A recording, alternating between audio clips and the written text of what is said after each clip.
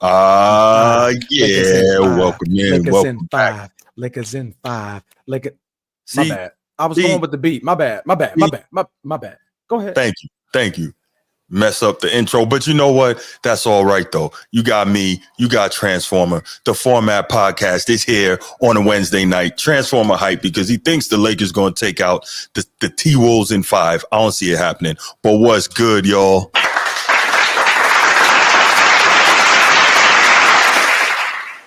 Welcome. So glad to have you all back.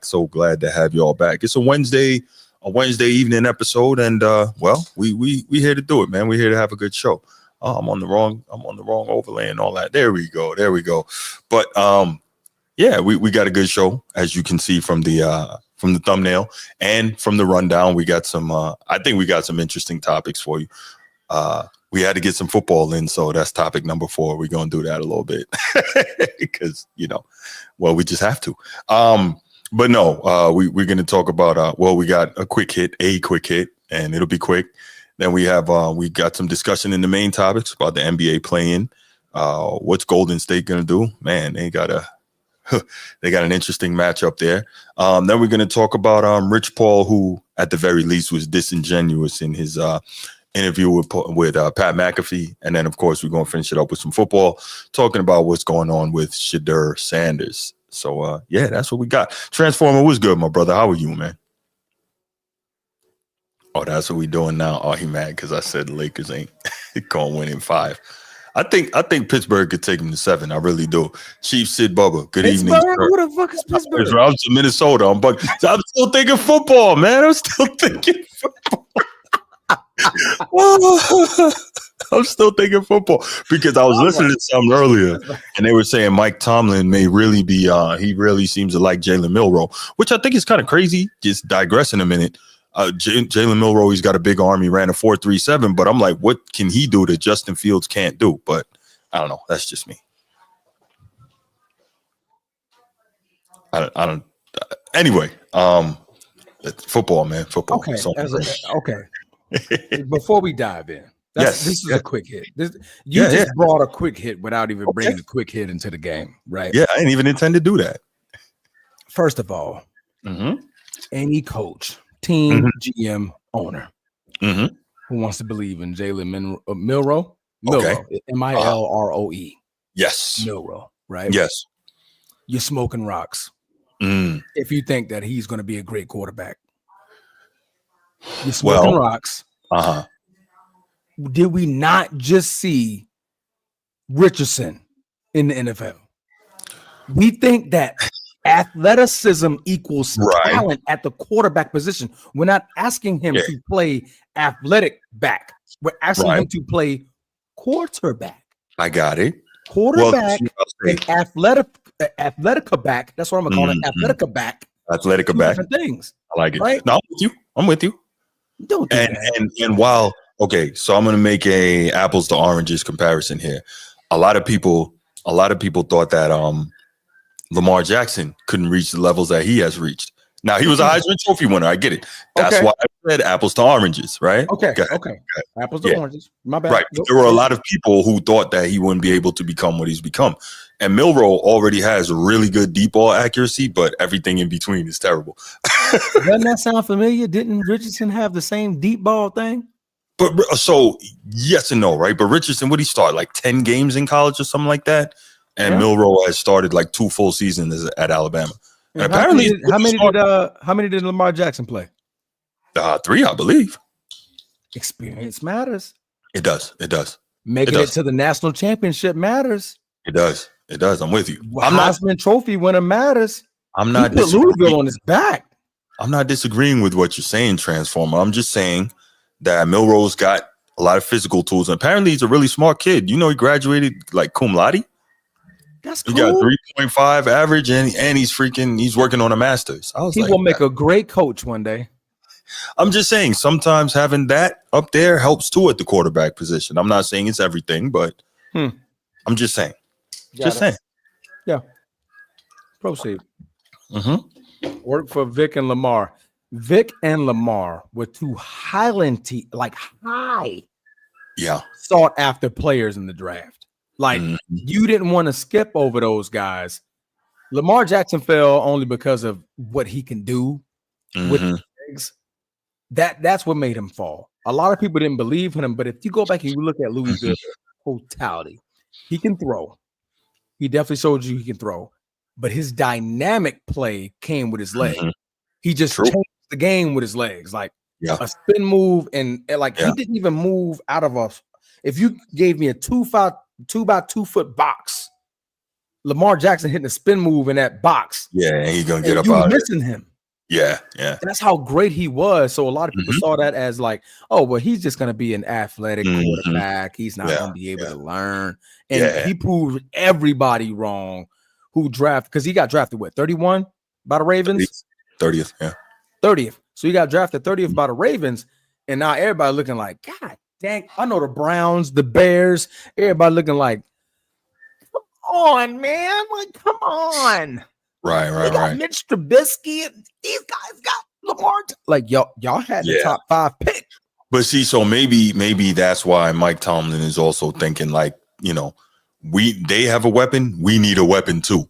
Like, but that's at the quarterback position, we need a Lamar weapon. wasn't a turnover machine in Louisville. So I'm like, yo, you have Justin Fields. Like, I don't really get, like, that was a weapon. You had one, but I guess they didn't want to pay him. So running 4.4, fast, huge arm. Lamar Jackson was at least a great thrower in college. Yeah, that's true.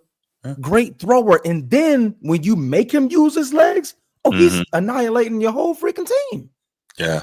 It wasn't the reverse, right? Like Jalen Milroe, he's a turnover machine. Like, my man don't care where he throwing it, as long as he throw it. No. And it's like, okay, all right. You look at Anthony Richardson. The experience just wasn't there. But what he do? I had Anthony Richardson in the 4th, maybe 3rd round getting picked. But his combine, when he showed his athleticism in the 40, high jump, broad jump, all that. And this is like, bro, this guy is an athlete. Let's get him.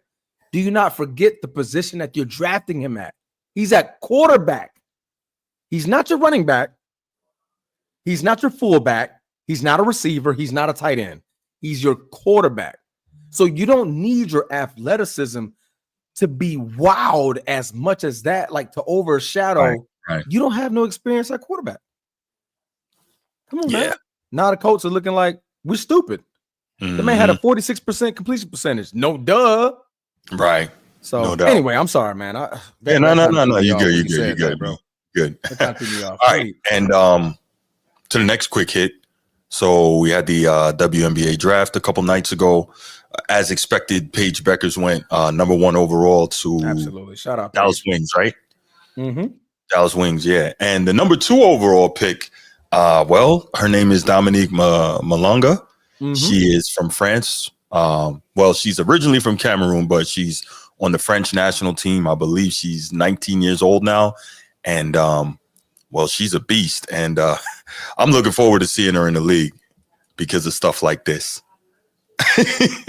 She out here like booming with ease. And you don't see that from females too often. Like, she got a little vert. So I look like me out there, boy.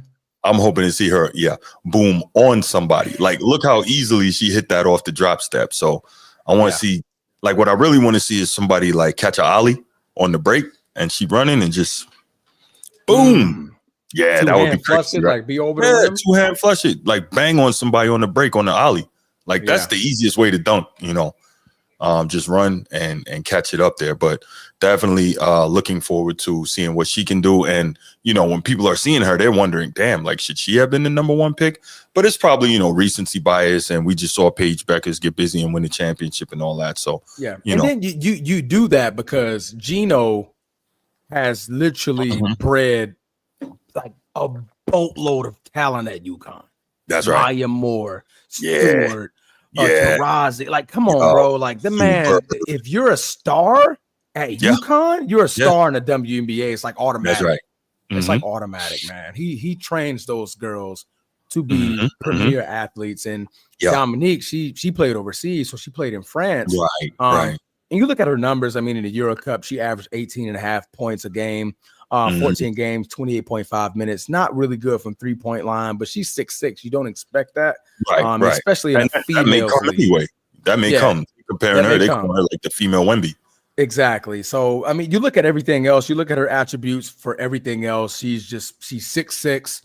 She's long. She's lengthy. So she's already a step ahead above everybody in the WNBA when it comes to height, because one, all of y'all ain't this tall. So I'm gonna get the rebound right here, and you guys are still jumping, and I could just put it right back into the basket. Right. So it's gonna be very, very beneficial for her, man. Very. Couple quick comments. Laker Nation says those dunks were in warm-ups. Yes. However, we saw that from Lisa Leslie. But if you go look at Lisa Leslie's dunk in game in the WNBA, she's 6'6", and she struggled.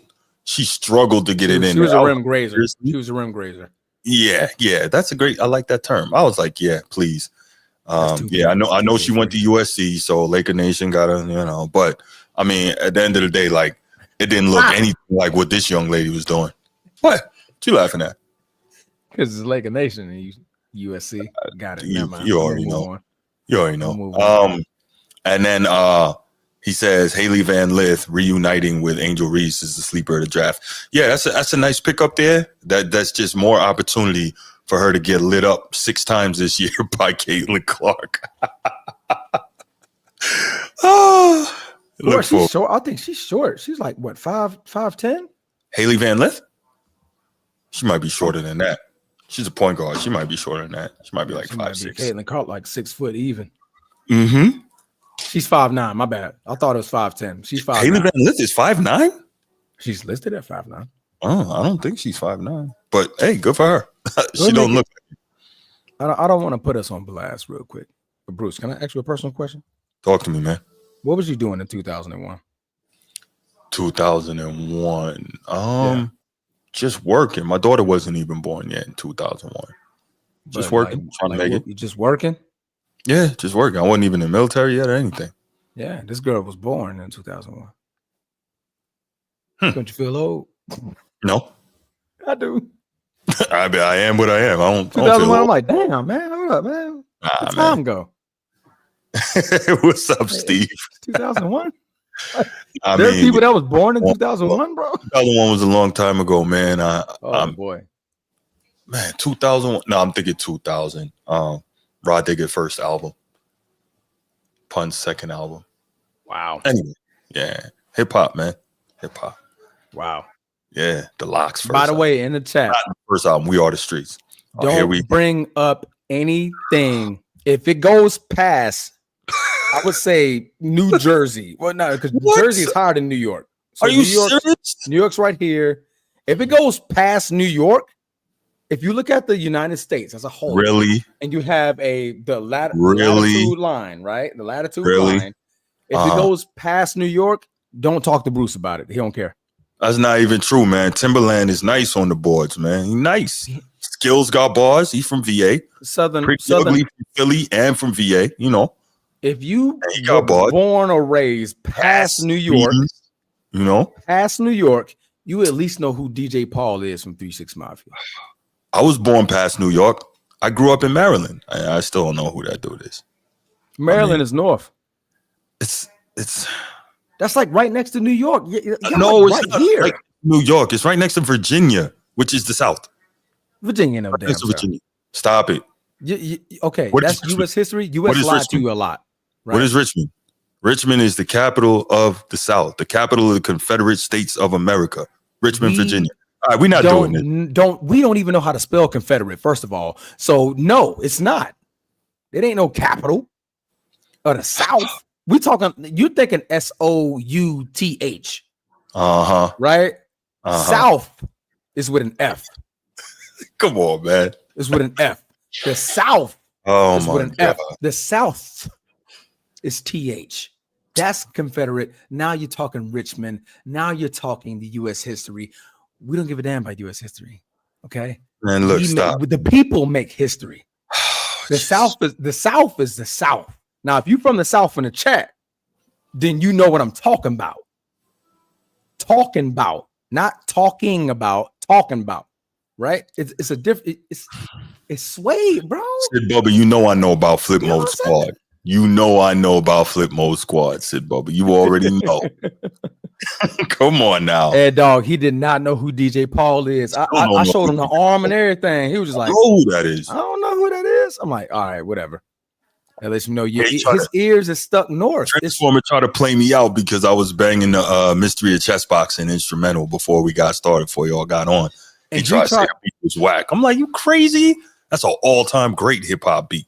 He acted like that was the hardest beat ever. DJ Paul would take that and make 18 tracks off of that same beat. All right, look, can we go on with the show, man? You out here being disrespectful. It's simple, but okay. Man, I'm sorry. You're so lucky I can't play the beat right now. I'm sorry, bro. I'm sorry. That's one of the sickest beats ever. All right, look, let's the easiest beats ever, but go ahead. That's one of the sickest beats. Look, can we go on and get to the Can we do this?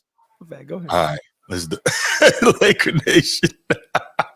Yeah, we were arguing before I didn't even realize. Literally Laker Nation. That's exact. Like there was no technical difficulties at all. We were literally just talking rap. I'm like, yo, really? You don't know who 3-6 Mafia and DJ? I know who 3-6 Mafia is. I don't know who DJ Paul is, whoever that guy is. I don't know. And he didn't know that they make like, nice. Really, the whole Wu nice. Like half of the industry's beats come from these guys. Oh my gosh. Drake all of a sudden blew up off of Memphis because his dad lives in Memphis. I actually seen his dad like I don't 6-7 years ago. Don't get me. So I don't Eddie even know. Got the picture of me and Daddy Drake. But can you just call Drake your daddy? And Daddy Drake. I don't know his dad's name. His actual dad. Like Drake's actual father lives in Memphis, and I ran into him when I was out in Memphis. Oh, okay. Yeah, I'm like Drake's dad, like Daddy Drake, because I don't know his name. Daddy Aubrey. Is that what you just say Drake's father then? Why you just say that? Come on, man, don't be technical, bro. I'm just saying you just Daddy Drake. Confederate, Richmond. I don't know Edward. Man. Come on, man. That's not my. I need a rap Bible. Needs a rap Bible. I gotta bless him with some knowledge. Laker Nation. I know hip hop, man. Anyway, can we get on with the show, man? My bad. Okay, Bruce, look at me. Look at me. Not the chat. Go. All right, let me shut the chat down. You gonna lead this topic anyway, man. This is your topic, so we got. Oh man, okay. Let me get ready. Okay, yeah. Let's get ready. The NBA play-in, Lakers in 5. Yes, has just started as of last. Lakers in 5. With 2 games that were big. Lakers in 5. I'm sorry, it's just like a. Lakers in 5. Okay. 2 games that were played yesterday. April 15th, the Hawks and the Magics were battling for the 7th seed, while the Warriors and Grizzlies were battling for the 7th seed in the Western Conference. The Magic game, we'll get to the first one. We'll get to the Grizzlies and Warriors next. The Magic just completely dominated the Hawks in the second half of that basketball game. It was really nip and tuck for the first half. I believe the Magic were only up by 3 points. Don't get me wrong. Do a little math on your own here, but about 3 or 4 points they were up by halftime, and after halftime, it was over. Cole Anthony, Banchero, these guys really just shut the Hawks down defensively, and they got everything they wanted offensively. I only watched the game just to see the number 1 overall pick play from the Hawks. Rasheer, I believe is his name. And man, he was an afterthought. Zachary Ricochet, yeah. Yes, he was an afterthought. I was just so amazed on how in the second half, the Magic just literally took over the basketball game. And Cole Anthony was getting every pass he wanted, every drive he wanted, every shot he wanted. It was just from top to bottom, dismantling the Hawks and them getting the 7th seed, and the Hawks having to play the winner of tonight's game, which is going to be out of the Chicago Bulls and the Miami Heat, which the Miami Heat looks like they're going to be the one to make it. As of now, they're currently up 20 points. We're 7 minutes and 41 seconds in the second quarter. But the Orlando Magic have secured their spot with the Hawks having to fight for 8th. Bruce, what was your take? If you watched the game, give me your thoughts on the game. Man, listen. So I think obviously, so this is a weird spot, right? These are 2 teams, and I guess it's kind of apropos for where they are in the standings, the 7th seed, 8th seed, 9th seed, right around there, right? We poo-poo that now, though. Huh? We poo-poo the 7th and 8th seed now. Well, I know, right? Well, what I'm saying is it's tough for them because they're in spots where they're never bad enough to get that true impact player out of the draft, but they're not good enough to really make a deep run. So they're always kind of stuck right in the middle. Like Hawks 40 and 42, Magic 41 and 41. Like that's the definition of mediocrity, right? So it's a tough spot to be in. So like, what do you do in a situation like that? And then you start thinking about, okay, is it time to really try to make the big personnel moves? Is it time to try and unload that Trae Young contract, send him somewhere, see what you can get back for him, whether it's picks or players, probably more so players. If you're the Magic, like, well, I guess a big part of the Magic being better is probably Banchero staying healthy, right? Because if he can stay healthy at 41 and 41, they probably could have won 50, 53 games this year, and put themselves maybe into a 4th seed spot. So the Magic are good, man. The Magic are good. And I think that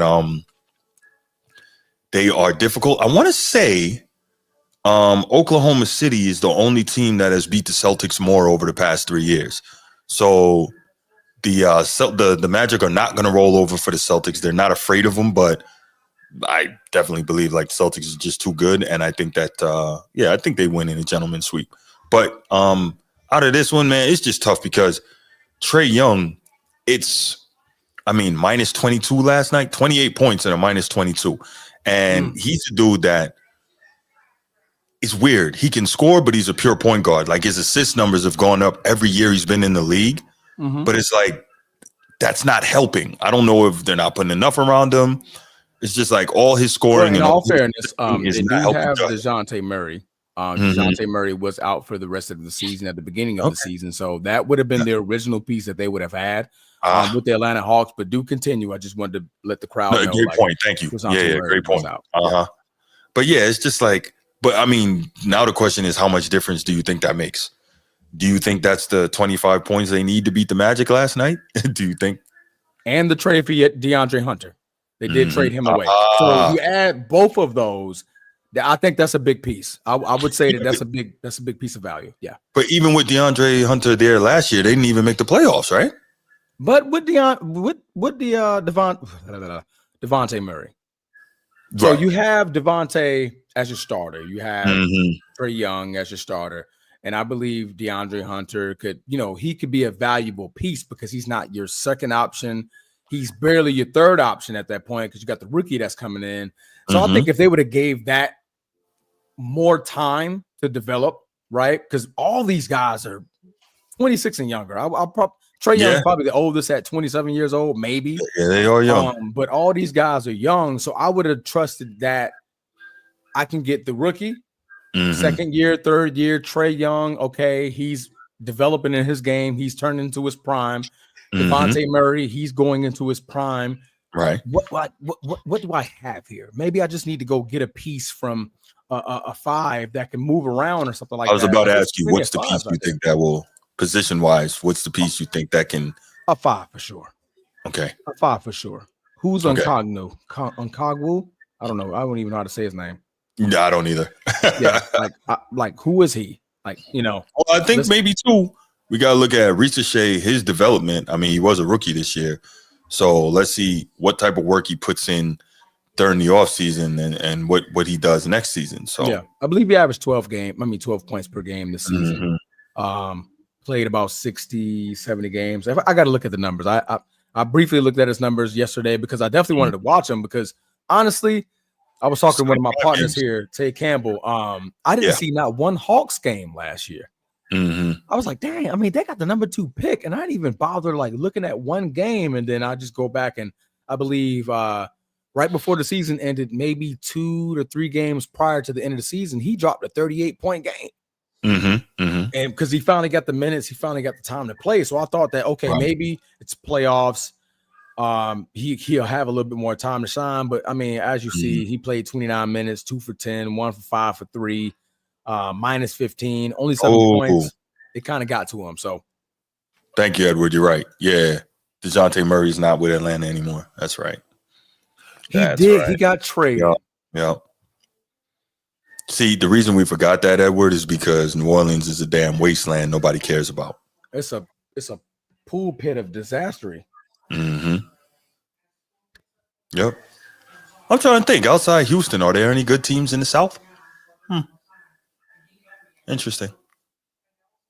I mean, Memphis is a good team. I would say good. I'm not looking for great. Yeah. I'm looking for good. Yeah, Memphis. I'm looking for good. Yeah, nobody thinks about Memphis. Yeah. You got Memphis, good team. Hello. Hey, sweet. Orlando Magic is technically a Southern team. So, I mean, we're talking about them now. They're the seventh seed in the East.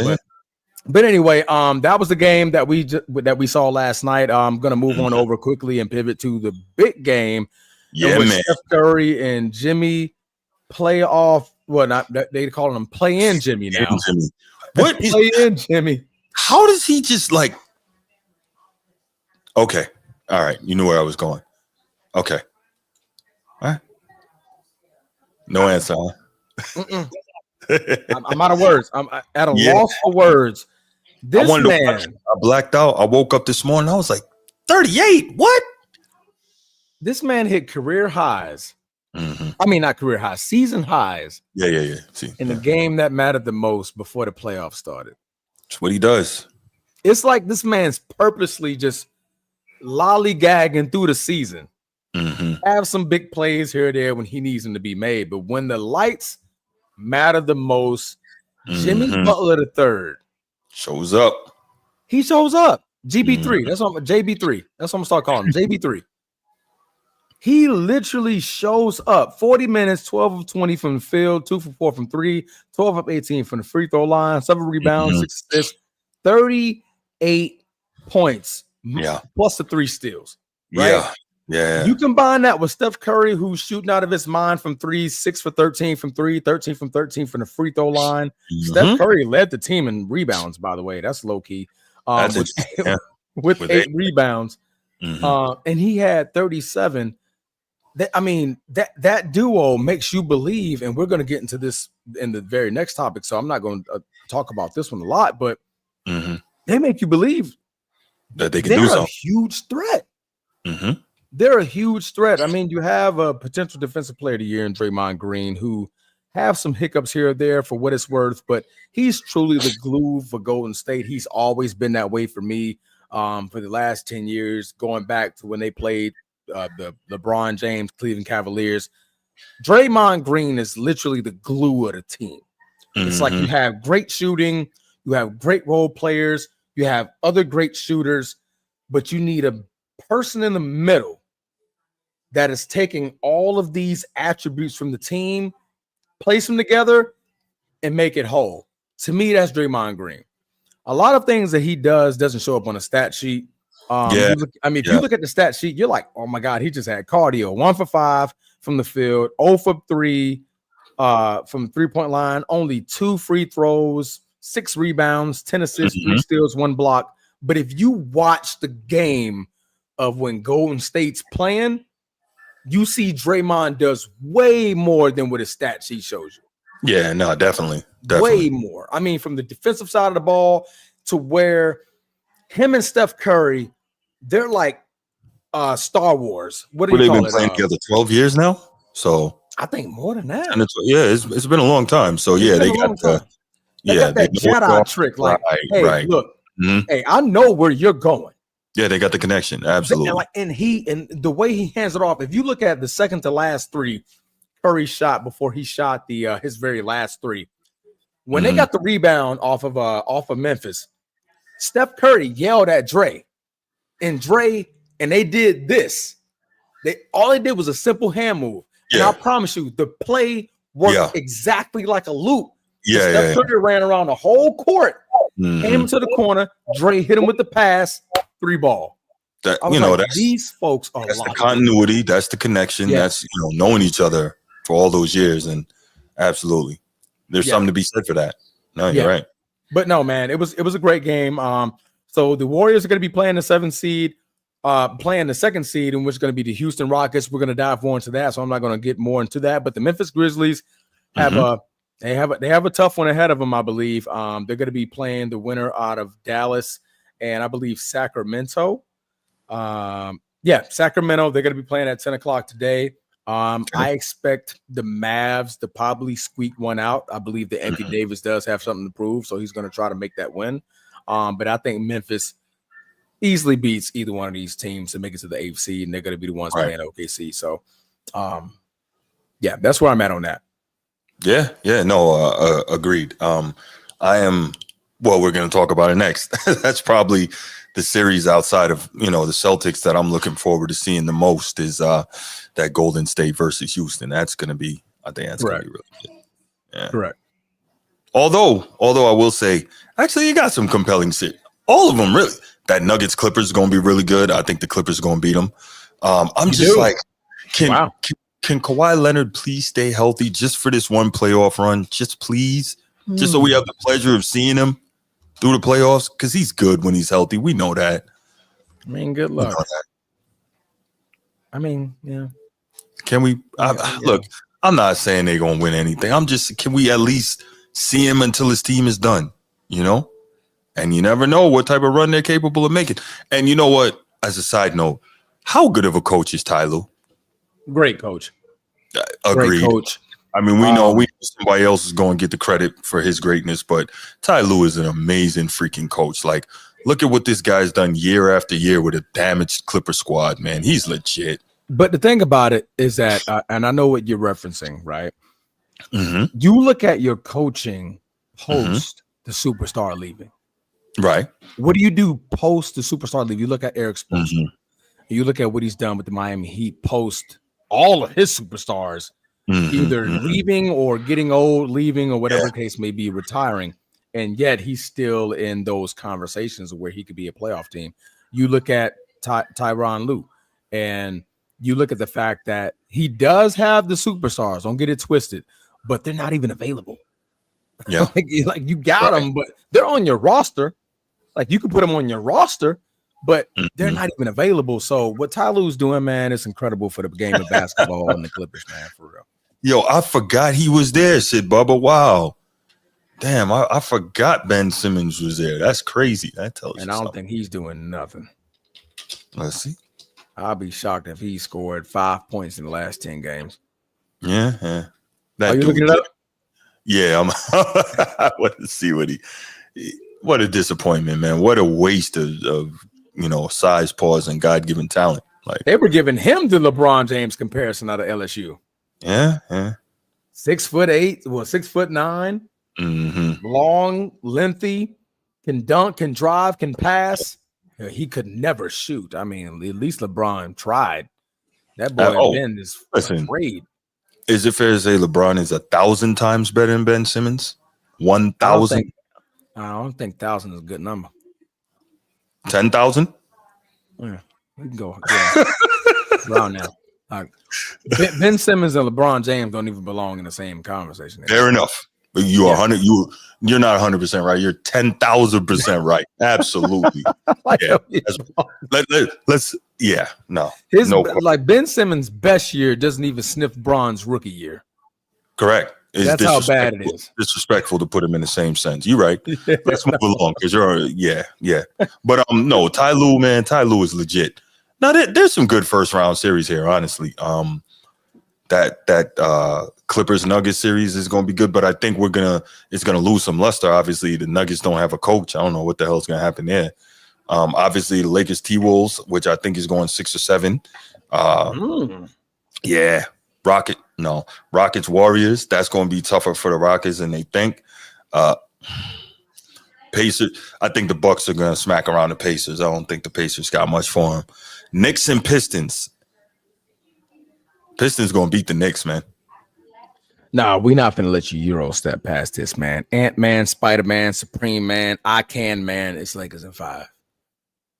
Okay. Lakers in 5. 5. Rubber Band Man. Wild as the Taliban. Rubber Band Man. Wild as the Taliban. Lakers in 5. Nah, Lakers man. In 5. Nah. Okay. All right, but go ahead. But no, I agree with you. Out of Nuggets and Clippers, I definitely think the Clippers, they do have enough to pull it off. I think so. The Nuggets, they've been if you know what, I'll take this. Jokic is going to have to show why he should be MVP. If he can go in there, win, soundingly 5 out, maybe 6 games. I don't see it often, but he can sway the judges to, hey, y'all gonna have to just co-MVP this thing. You know what I would do?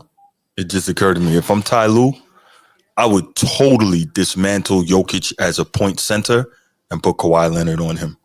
Take him completely out of his offense. Not good. Not good. Yes. Kawhi's not healthy. No. He is right now? For now? I mean, look. For now? You gotta do what you can do. I would use Kawhi to take him completely out of his offense. Don't let him set the offense on the perimeter. And I believe Kawhi is strong enough to defend him on the block. No, I think that's a recipe for disaster for the Clippers. No, I like it. Make it past the Nuggets, you got to go against the Thunder and whoever in the next round. And if Kawhi's already limping because, like, I had to guard Jokic for 5, 6, 7 games, that's not good. I like it. Kawhi is just getting to the point where he can play 30 minutes. I mean, he played it back-to-back the other earlier this week or last week, right? He played it back-to-back and didn't get hurt. 25 minutes, that's not hard. For Kawhi, it is 25 minutes. Like, for Kawhi, it is playing the whole game. For Kawhi, that's like Olympic decathlon. Oh well, yeah, you're not wrong. You're not wrong. Right. That's right. like the law. That's like running from California to Florida. Yeah. Like, yeah. Right. But yeah, I definitely wouldn't do that, man. One, I don't think Kawhi has the chops to deal with Jokic because Jokic plays up here. He doesn't play down here. Kawhi knows how to guard down here. Jokic plays up here. So a lot of like the rebounding, you got to think Kawhi has to constantly keep jumping. Those knees are going to give out by game. Yeah, no, I get that. And that's fair. But what I'm thinking about is using him to disrupt. Remember, Jokic runs point on that team. He's the initiator of offense. So I would use Kawhi, at least at times, to disrupt that. Don't allow Jokic to get the offense going.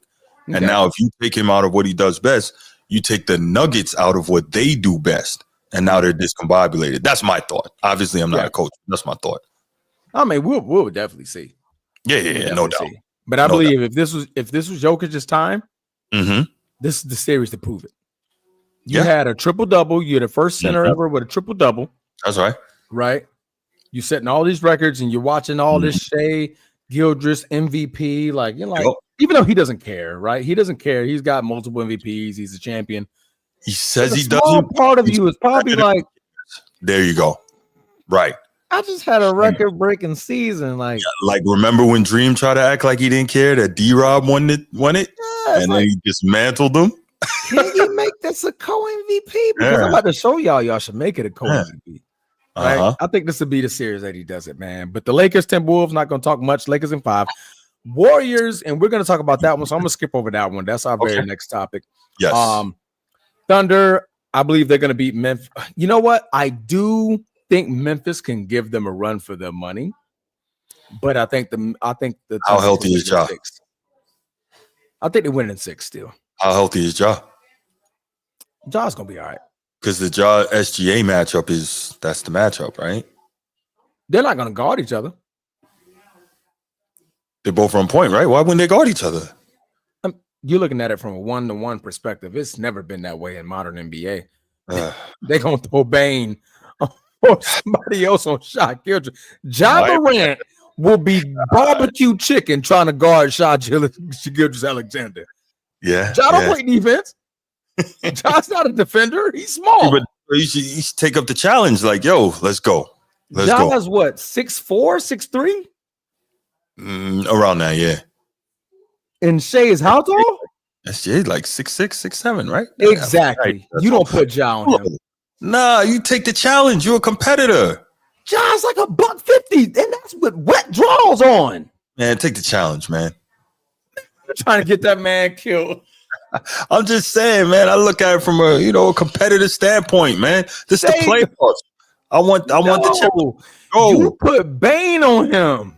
Bro, like, no way. Was begging George Karl to defend Michael Jordan with a torn calf in the finals. This ain't the 90s, bro. Saying like, but what I'm saying, I understand that, but what I'm saying, as a competitor, you supposed to look, man. I want this dude. Let's go. Not when you bad on defense. John's not a defender, Bruce. Shea is. Shea he would take that. He was like, oh yeah, John. Oh, easy day. I'm gonna go guard him.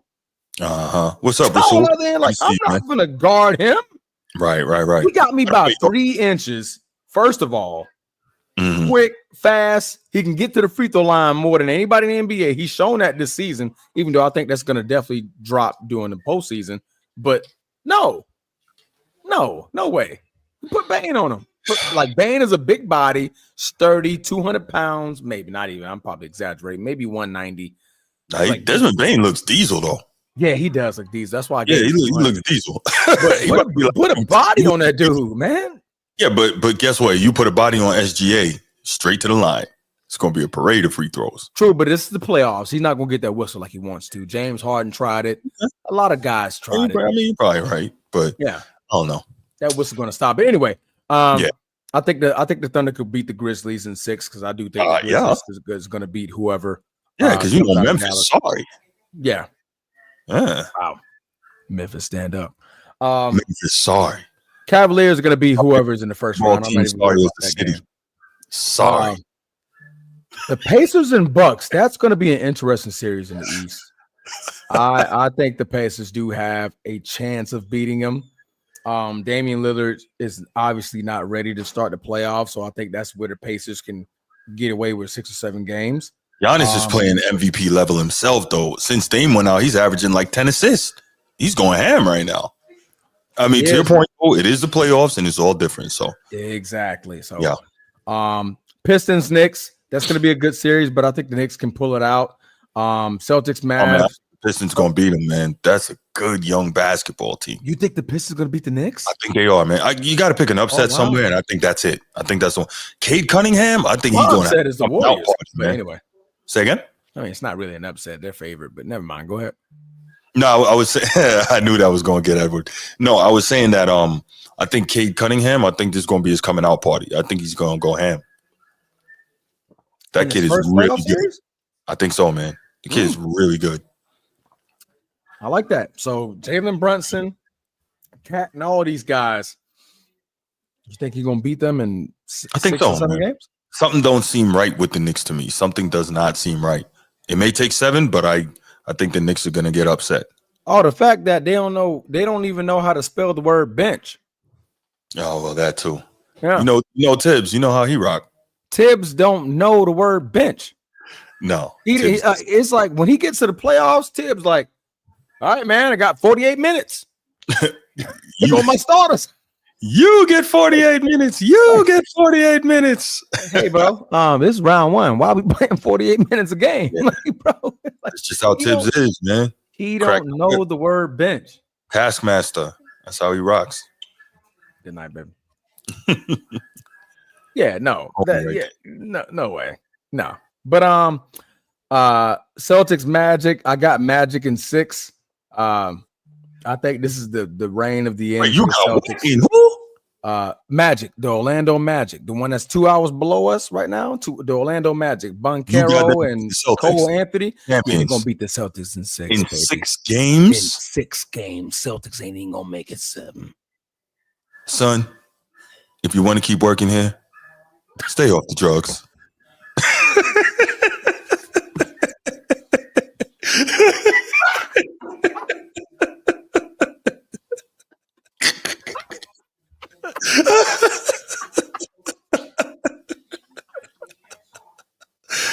Oh man. Oh my gosh. Rasul, nah, chill. Tibbs is not a trash man.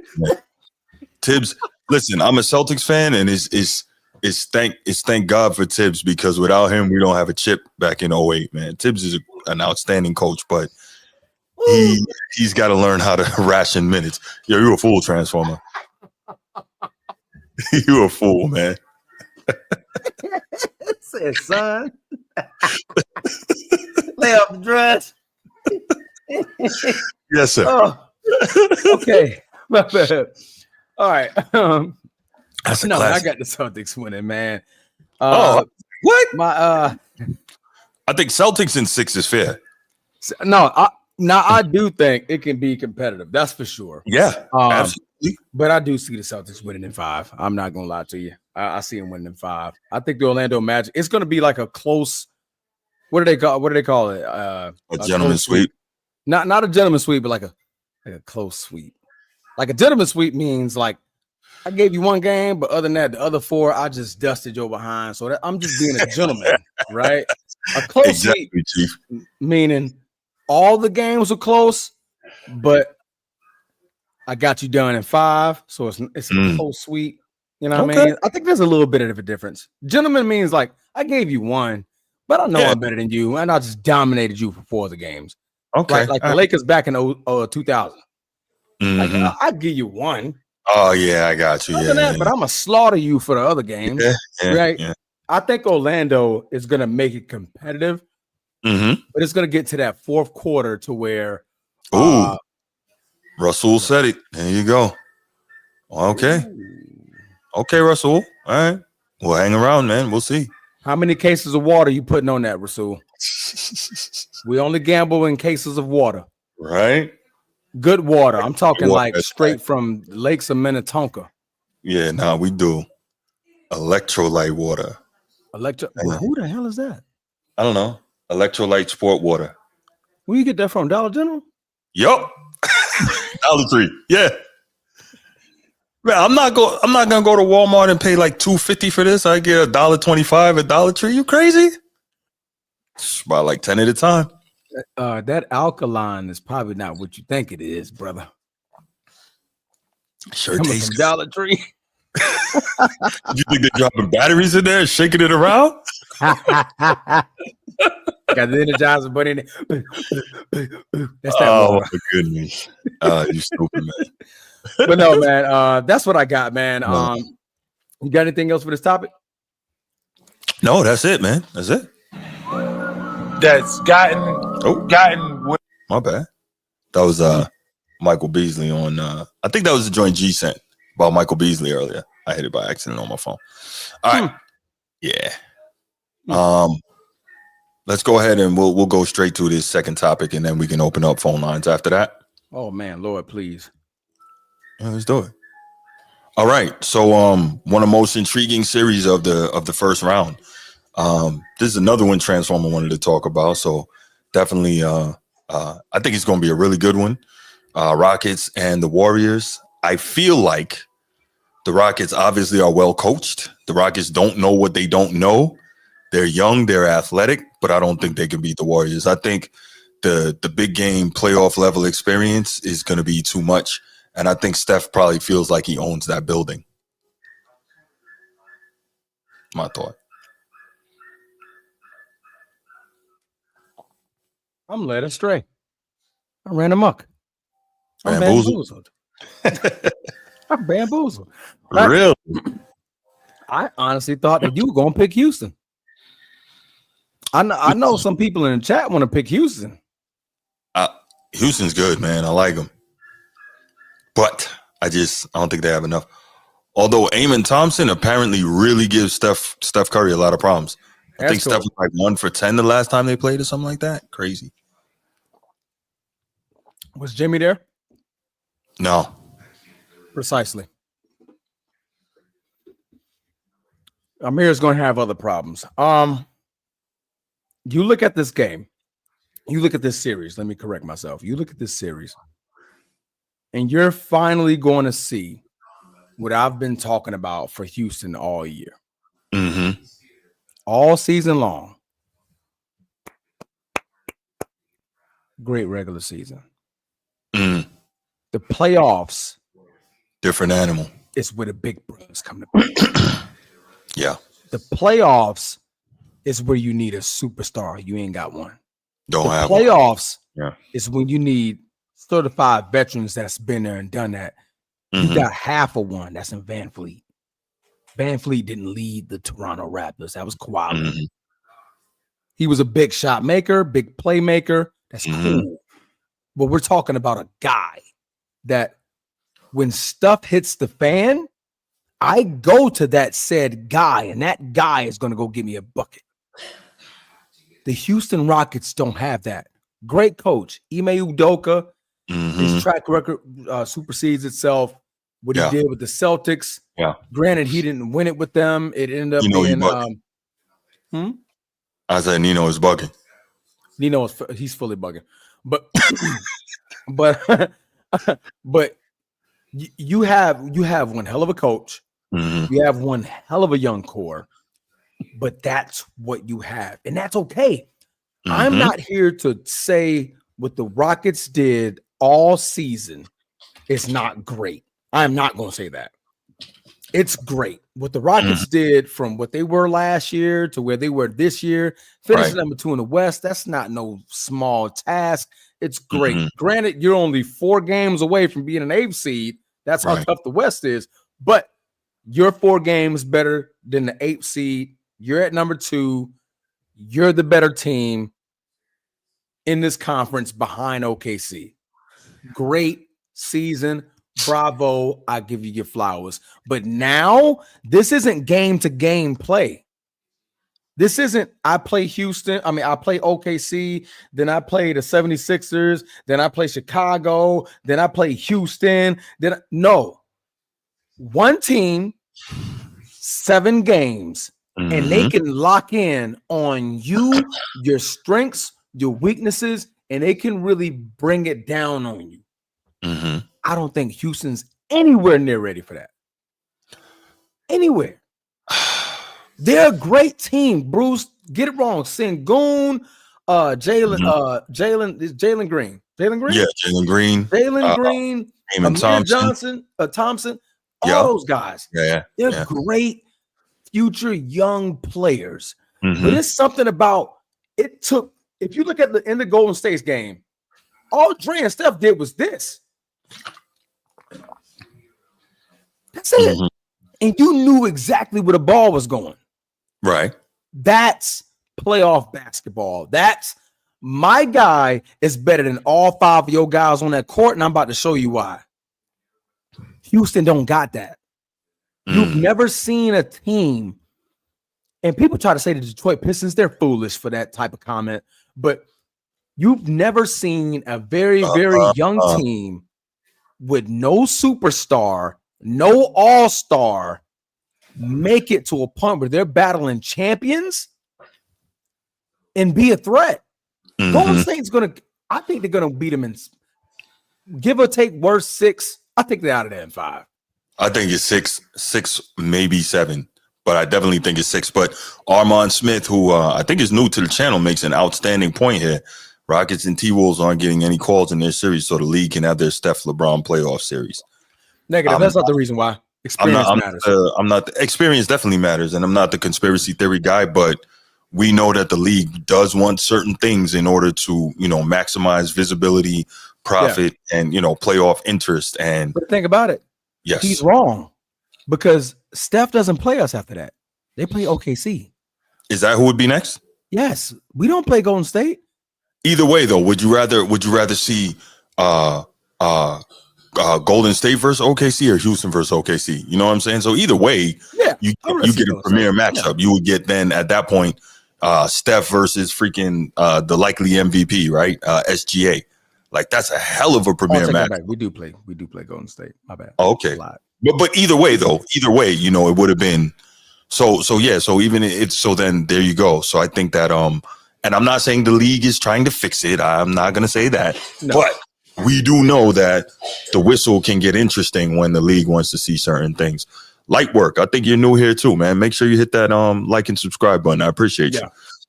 My bad, light work. You're right. The Lakers would play Golden State at Houston. I was looking at a column of something, and then I went back to my bracket and it verified for me, man. That is a great point, though. I hadn't even considered it that way. That's a great point. What is? That the league wants to see the LeBron Steph matchup in round 2. No, don't create a narrative that just doesn't exist. But it's not about creating narratives, though. We do know. Let's think about this, right? Okay. Obviously, it's 2 opposite sides of the bracket. But what do you think? What's the matchup the league most wants to see in the finals? Go ahead, you tell me. Lakers and Celtics. Okay, there you go. Right. No question. So of course, I agreed. Hey, think about it. You will have Luka with his motivation of losing last year, Jaylen Brown and Luka, Jason Tatum and LeBron, right? Lakers and Celtics, right? Of course.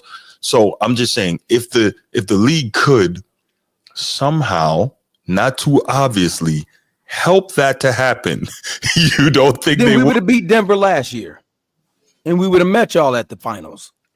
What did you lose to Denver last year? 4-1 or 4-zip? 4-zip. No, 4-1. We lost 4-1 last year. There you go. But so the thing is, when it's bad, that was a sweep. Right. But when it's that bad, like, it's hard to, you know what I'm saying? It's hard to finagle that. Like, if you got a close series, you can kind of, play around. And listen, let me be clear. I'm not saying that the league fixes games or fixes series. I'm not saying that. Yeah. I'm just talking about what the league would prefer to see. And that's true. No. Prefer? Yeah. And if all of y'all in the chat, my bad. I shook my screen. There you go. All of y'all in the chat, I'm pretty sure well over 30 years old. Y'all have seen playoff series after playoff series for years and years and years. Mm-hmm. And one thing has never changed. Playoff experience matters. Mm-hmm. Veteran presence matters. Mm-hmm. Coaching matters. Superstars matter. Houston got none of that. They got none of it. They got a coach. I give them. They got a coach. That's it. Mm-hmm. But if you expecting what's his name, Dylan Brooks, to be your leader, buckle up. You're going in 5. You're going in 5 if you expect Dylan Brooks to be your leader. I'm sorry to tell you, but that's not going to make it. The Timberwolves, and this is a Golden State Houston topic. The Timberwolves already got their own problem. The guy that put him out last year was Luka Doncic. They didn't have no answer for him. So now what you think they're going to do when LeBron James by his side? Done deal. So the league don't need to do anything.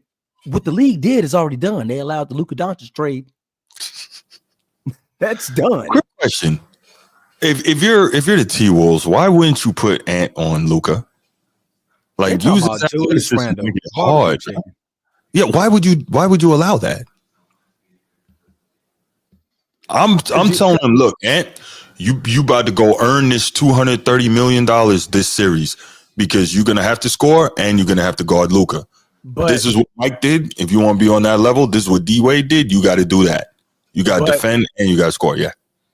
They tried that last year and it didn't work. Luka averaged 35. Yeah, but is that to say that Ant Edwards hasn't gotten any better? Is that to say that, he doesn't have the competitive fire and fervor about himself to say, okay, yeah, y'all knocked this out last year. I'm coming back, right? Like, no. And obviously, everybody can't be Mike. Everybody can't be Kobe, but that's what put those guys on the next level, right? No. We saw when Kobe and the Lakers got beat by us in 2008, Kobe was maniacal, like, okay, now I got to beat them. He was mad when he didn't get us in 2009, right? Right? He wanted to play us. And then then again in 2010, he was like, I refuse to lose, right? And so, and I'm not saying Ant is Kobe. Obviously, I'm not saying that. But what I'm saying is, that type of mentality is what puts those guys on a different level. And if Ant wants to be on that level, he needs to have that type of mentality. Or am I just trapped in the past and not understanding that things are different now? It could be that, honestly. 2 things can be true. Okay. 2 things, right? You're right. Anthony Edwards probably has improved. Mm-hmm. He probably has gotten better defensively. He may make an all-defensive team this year. What did Luka Doncic have last year? Kyrie Irving. That was it, right? Mm-hmm. Who's better, Kyrie Irving or LeBron James? LeBron James. That's your problem. That's your X factor. Well, he's 40. Make him show. Because now you want me to go check Luka for probably 38, 40 minutes a game. Yeah, right? I do. Meanwhile, who checking that guy over there? Somebody. So if they called a pick and roll and they switch all game, I'm stuck. Because who runs the pick and roll primarily out of the Lakers? It's Luka and LeBron. So wait. Okay, and you're right. But instead of doing that and getting caught in a switch, like when we saw Luka put Gobert in the blender last year in the playoffs, right? Yeah. Instead of allowing for that, why not zone it up, play like a box and one? Now, LeBron is a brilliant passer, but why can't you? Oh, that allows Ant to stay on Luka and everybody else can do their thing. Because now the slashers are your problem. Who's the greatest driver of the basketball still? Mm-hmm. No, first of all, you'll be going in 4 if you want to play box and one, because your slasher is going to matter. We'll try it for the first game. If it doesn't work, get out of it. You have a series. If you don't win game 1, you don't have a series against the Lakers. I'm going to tell you that right now.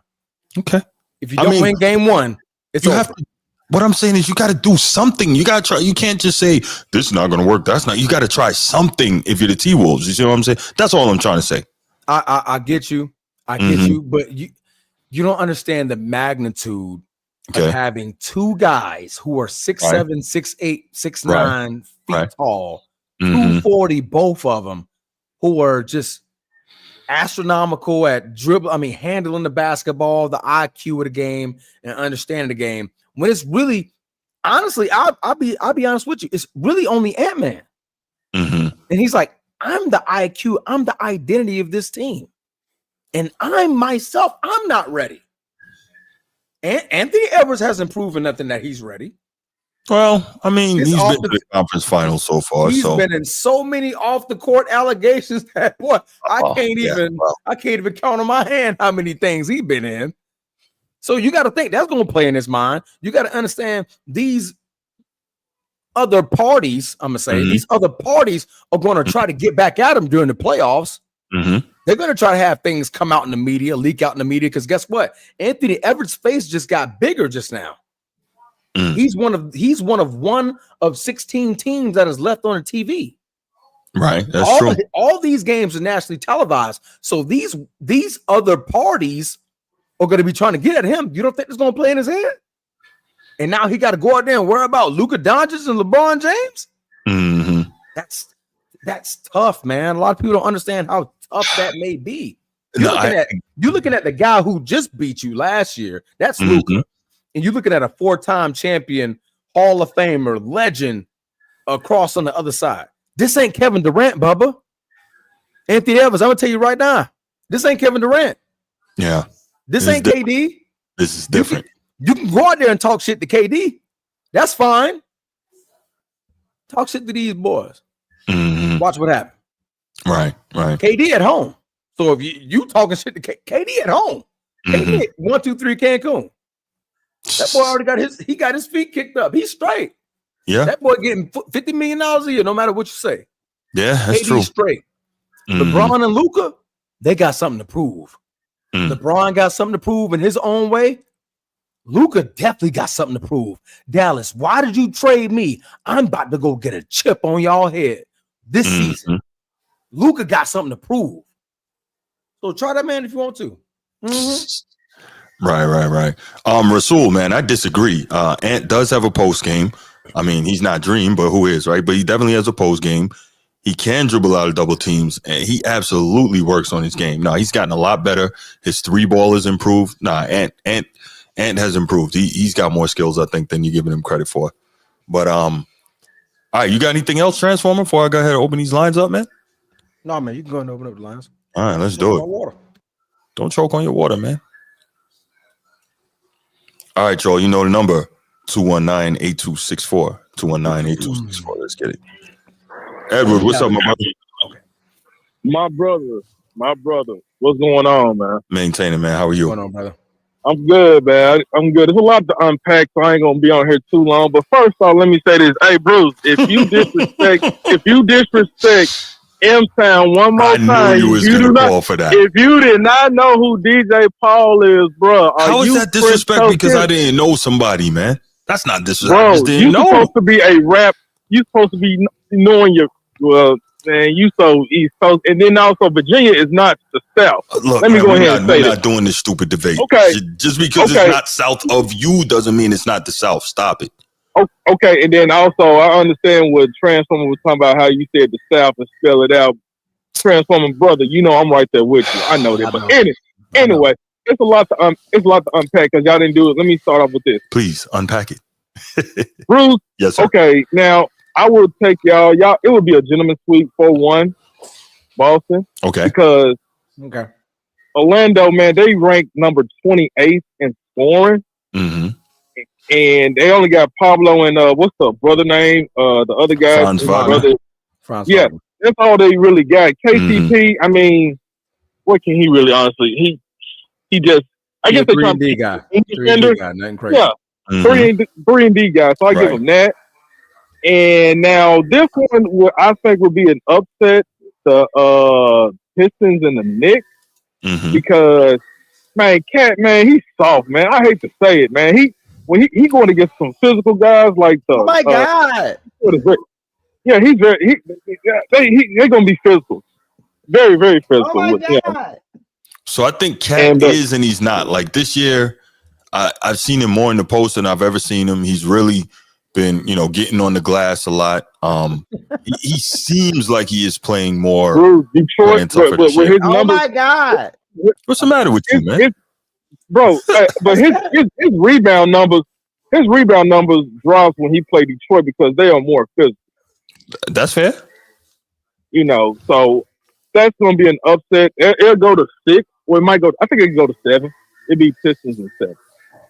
And also, yeah, I got the Pistons going 7. Okay. Yeah, because like y'all said earlier, and I think this is Tibbs last year. I'm calling it now. This might be a hot take. Who else is coming off their bench? Who else? Who they got? Yeah. I mean, come on. Yeah. And I'm calling it right now with that. And the Milwaukee and Pacers, man, I think Dame. They say the reports out he's not going to be starting. No, I think I heard that. He's not going to be ready. He got the blood. Yeah, so he still got the blood clot issue. I mean, hey, Pacers I can see Pacers. I want Giannis to beat him, man, because like, dang, it's gonna probably. Y'all think he might get traded if they don't win? You want to request a trade? I hope not, but it's very possible. I hope not, though. Hey, mess around, he'll be the next Laker. Crazy. What you said, Edward? The captain left when he wanted to with Oscar Robertson, right? Hey, yeah, Bruce, I did my research, man. The captain, you already know what I'm talking about. But the difference, so listen. Let me be clear. I wouldn't be mad if Giannis did that because he did bring him a chip, but I wouldn't be happy about it either. But yeah, you're right. Okay.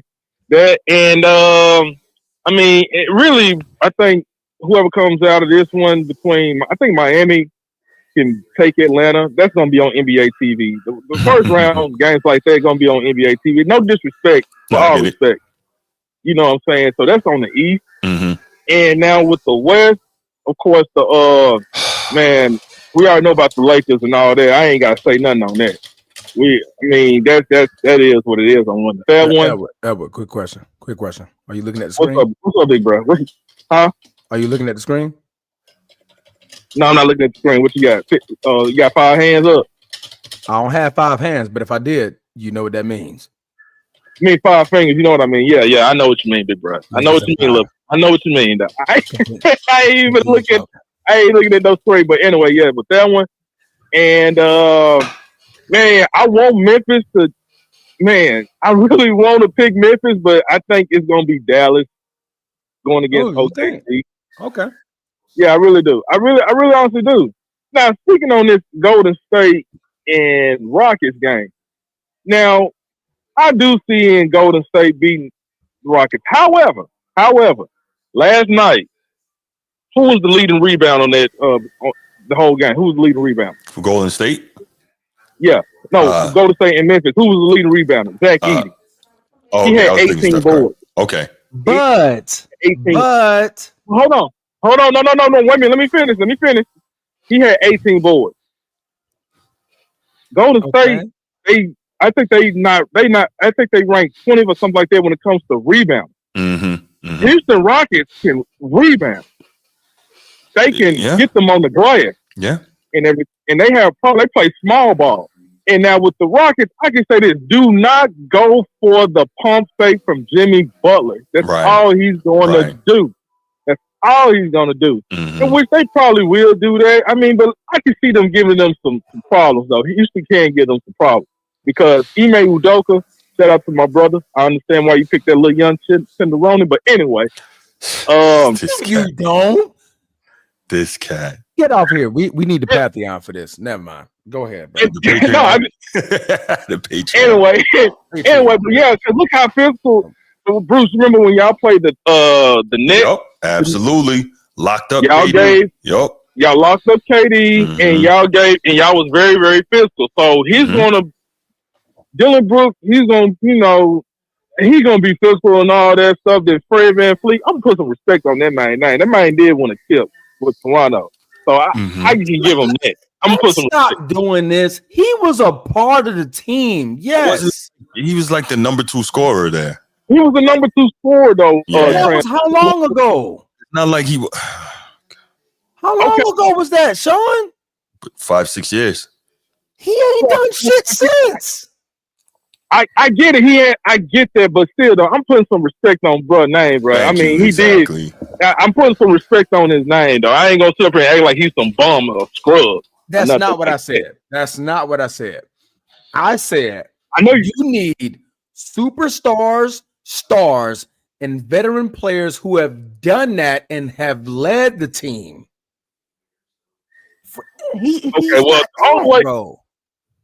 Okay, but the only way I can see Golden State winning, they better not be hitting a lot of bricks because they can out rebound Golden State because Golden State play a lot of small ball. They don't got no big bodies or nothing like that. And let me give a shout out to the Clippers, man. Hey, I can see them. Don't do that.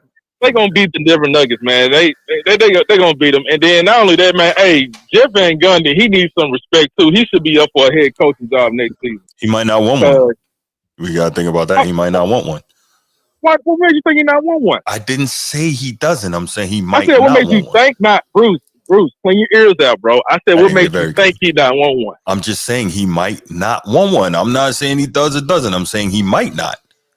Man, for him to be, they defense has been picking up though with the Clippers, man. So I can see that happening. I do like to see Kawhi stay healthy. Yeah, it will be a problem. And I can see that, but my upset would be, of course, it will be the Clippers. And in the East, my upset would be the Pistons over the Knicks. Pistons over the Knicks is a real upset. That's for real. 4 and 5 is kind of like a mix in Knicks and Clippers. You said what, Big?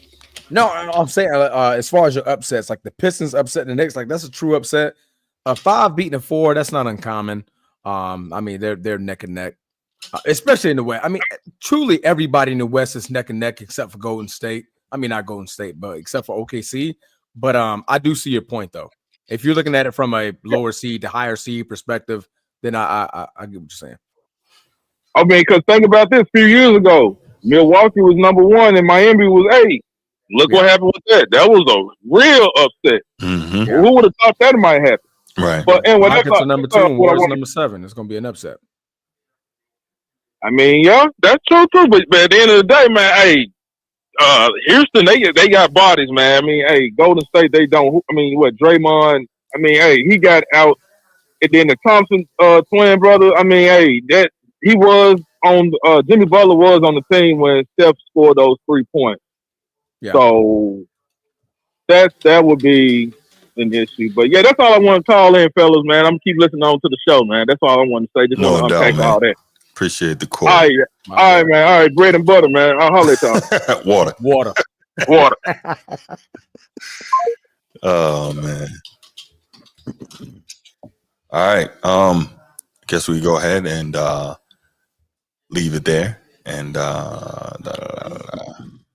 you ready for the? Oh wait, listen, Laker Nation. Laker Nation, what up, bro? What up?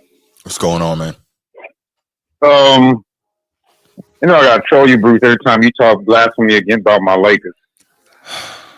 You should expect a phone call when you talk blasphemy about the Lakers. What blasphemy did I talk about the Lakers? Man, look, Timberwolves are so focused on Luka Vandross that they forgot that we got AR-15 and the 40-year-old out there too.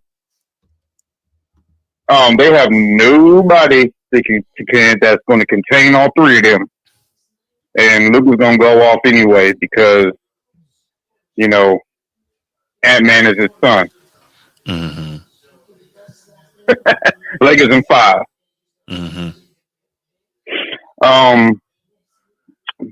Going back to the first topic with the play-in, I'm gonna start with the Dallas Mavericks. I think the best thing for them to do is just to sell that game and just get ready for next season, because there's no win for them if they get past these games. Just rest up for next season and save Anthony Davis from wearing himself out trying to carry those boys, and just get them a PG in the draft, because Transformer. Get them a PG in the draft, because Kyrie's gonna be gone. Damn near all next season. So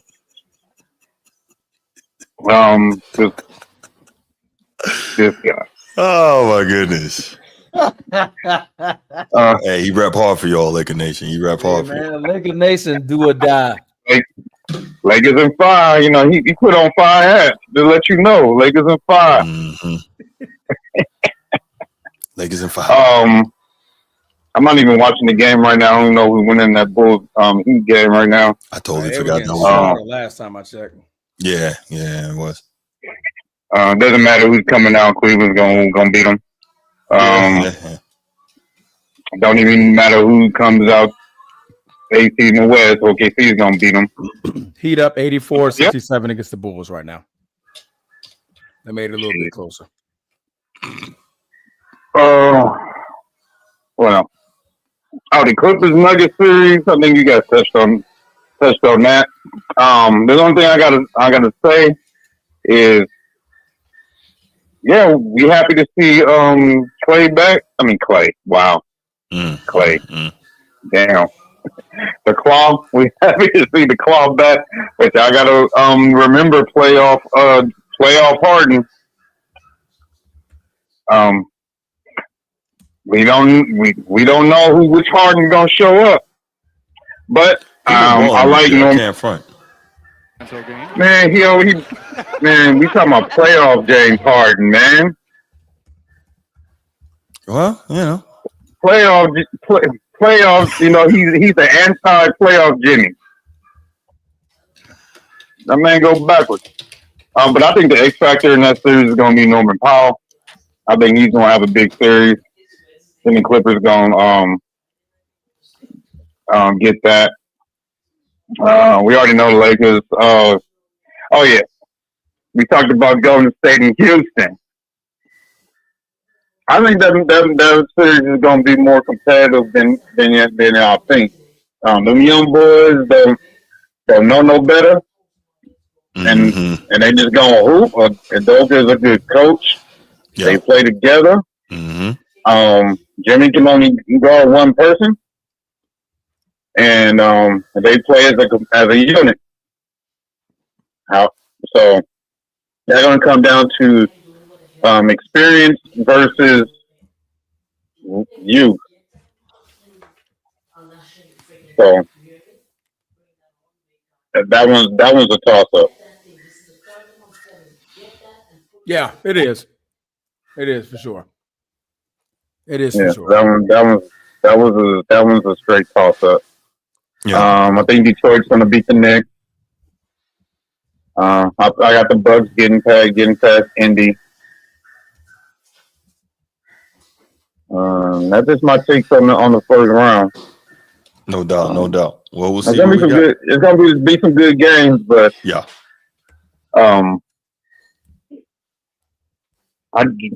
You just better hope your Celtics don't be launching 53s a game again. Man, don't worry about what we doing, man. You worry about what y'all doing out there, man. We be all right. Because if they shoot those 53s a game, Orlando might squeak past them.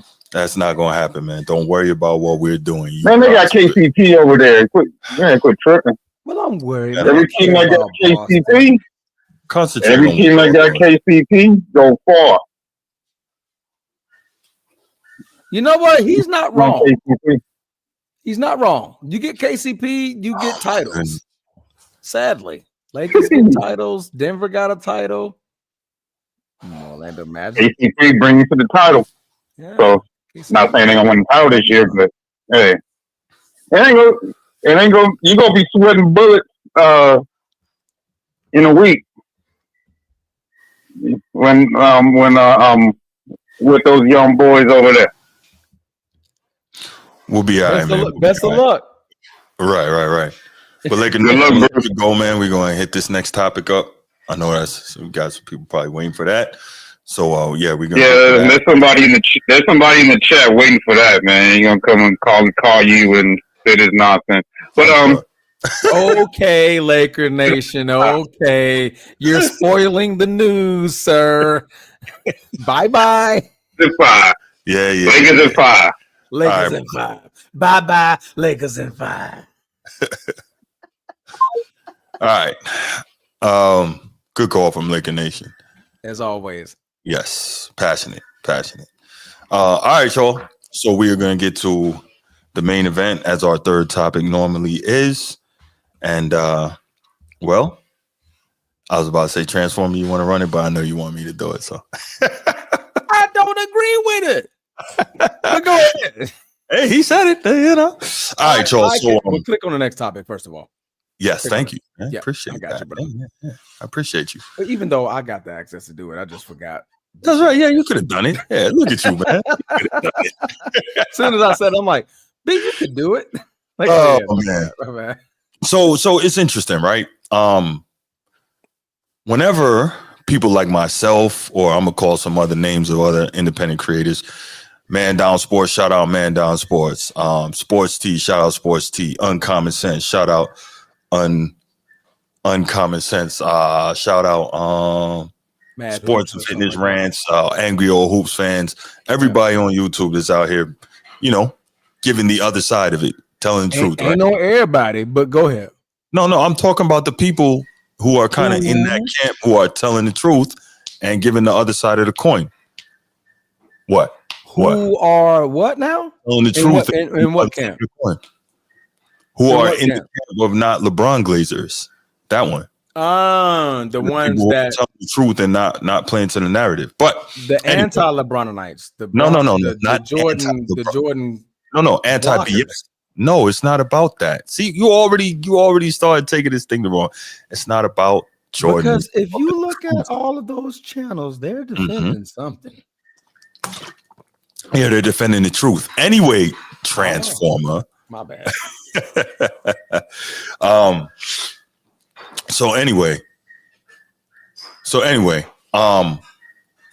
people like us, because I'm kind of in that camp. People like us, we always get attacked and people say that we're lying and making stuff up. But the funny thing is, and I've proven it time and time again on this channel, it's really the people who are in the LeBron James camp, unfortunately, often lying, trying to rewrite history and trying to create the narrative so that they can push it, control what people think, and make you think something that's not true. But, everybody has a right to say what they want to say. So anyway, the next thing that we got is, what's the matter with you, man? You all right? Because you about to say. I'm about to say what? You're literally about to contradict yourself. How am I about to contradict myself? Because you literally said everybody has the right to say what they want to say, meaning your opinion. Yeah. And you're about to call it a lie, but go ahead. Well, an opinion can be a lie, and I'm about to show you how. Opinion can absolutely be a lie, but that's cool. So anyway, we saw what's his name? Obviously we saw LeBron on the McAfee show a couple weeks ago, during the height of the LeBron Stephen A. Smith thing, blah, blah, blah, right? And I did a whole show breaking down that interview, and y'all can check that out if you want to. Cool. LeBron has done tons of interviews through his time. He said a lot of things, whether it's on his platforms or Mind the Game or whatever it was, right? So anyway, Rich Paul, the head of Clutch, he also has done lots of interviews, and in his interviews, there's always some way that he has to try and either take a shot at past generations, always some way he has to, say something to try and prop up LeBron, And a lot of times, if you just listen, you will find these people who are kind of on that side, whether it's your Rich Paul, your Nick Wrights, your Shannon Sharps, etc. You will find these people blatantly lying, and it's easy to catch them, right? But Rich Paul was, what was this, yesterday?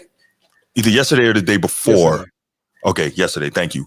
Was interviewed by Pat McAfee. So, of course, they were talking some different NBA topics. And, of course, you know, some other stuff came up. So what really got me is Rich Paul somehow decided that despite what we know and what we have known for the past 15 years now, that Chris Bosh, LeBron James, and D Wade in Miami were not a big three.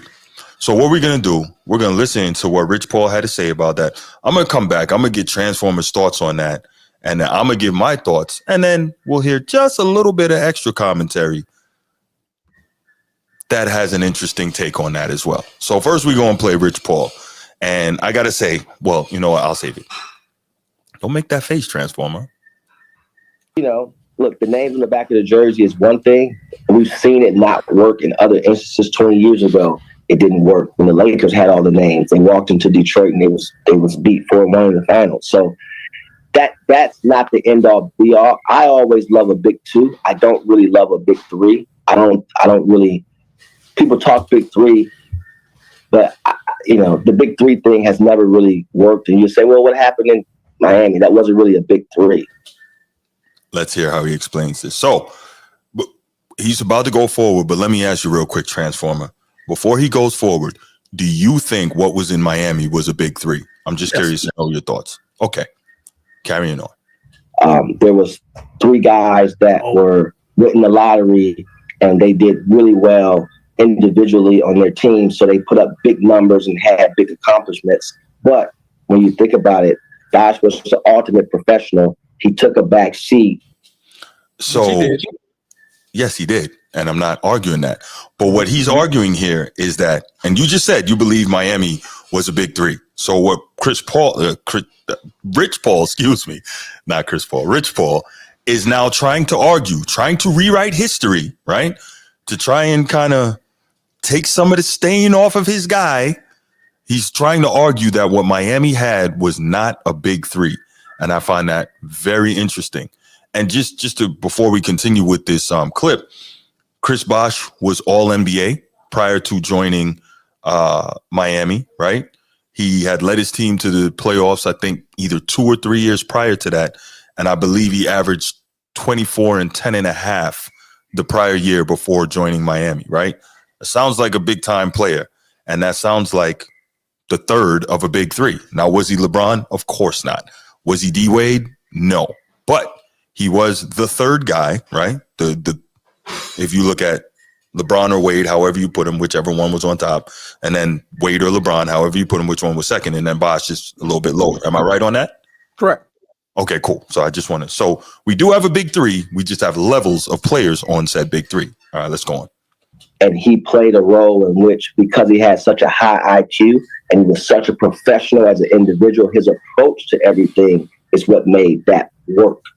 When you look in Boston, okay, you can say Ray Allen and Kevin Garnett and Paul Pierce was a big three. Again, thinking about names, but the way that offense was ran, Rondo's capability during that time, it was a lot different. When you seen people go for that, it never really worked. And what was he trying to say about Boston there? Help me out. What was, because I didn't really understand why he brought Boston up. Is he trying to say they were a big three? Is he trying to say they weren't, and what Rondo brought to it made it work? Can you help me out on that? I really don't understand that. From my perspective, he was referencing the same thing about Miami, saying that Boston labeled a big three, wasn't a big three. The addition of Rondo made it bigger than what it was. That's my perspective. It's your take. You go ahead with it, brother.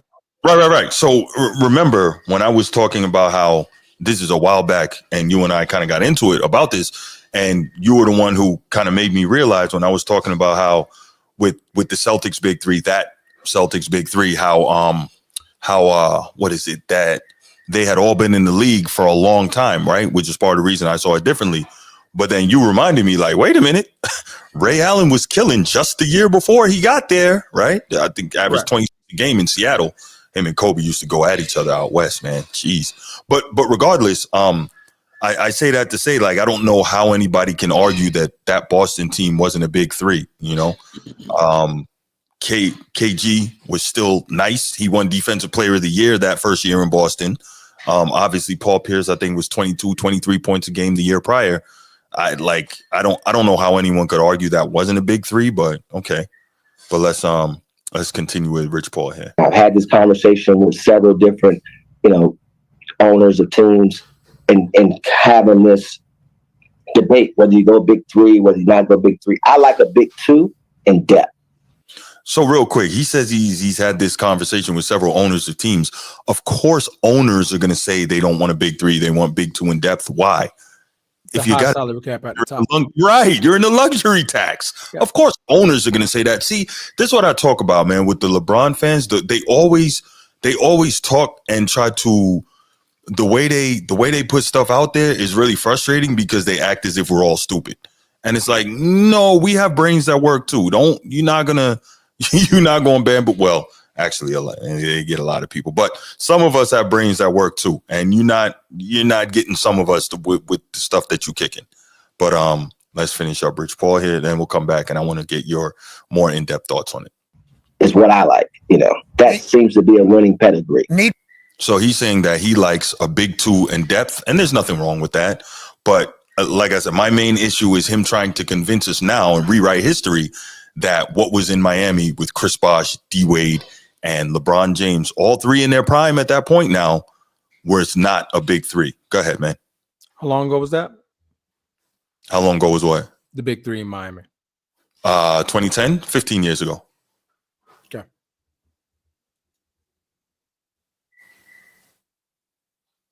Go ahead. So what? What? No, I was just asking a question while you was. Okay. Go ahead. Well, not so I'm finished the clip. I wanted to get your more in-depth thoughts on it, and then my bad. It's on me. You good? You good? I was just asking a question. I was going to let you finish. I was asking a question. My bad. Mm-hmm. So, was Miami a big three? Yes, it was. Mm-hmm. Was Boston a big three?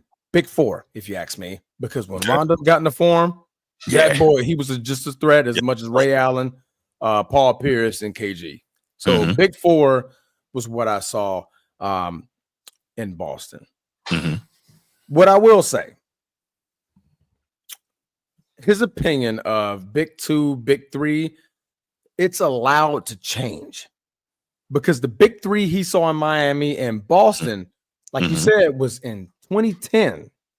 He saw how that's been trying to work with people getting big threes after big three and trying that role over and over and over again. And he realized as an agent, as a top premier agency in the NBA, this don't work. Like, okay, they made, like, Boston somehow made it work. Miami somehow made it work. But that was just because they had two of the greatest players that ever played in their fields. Boston really had a cheat code because they really had a big four. It wasn't even a big three. It was a big four when they went to go win the championship. So what he's seen over since LeBron, Dwayne Wade, and Chris Bosh, that everybody who's tried a big three since then, it runs into cap issues. You have no depth. You have a high salary cap. You can't do nothing in the trade market. You can't do nothing in free agency.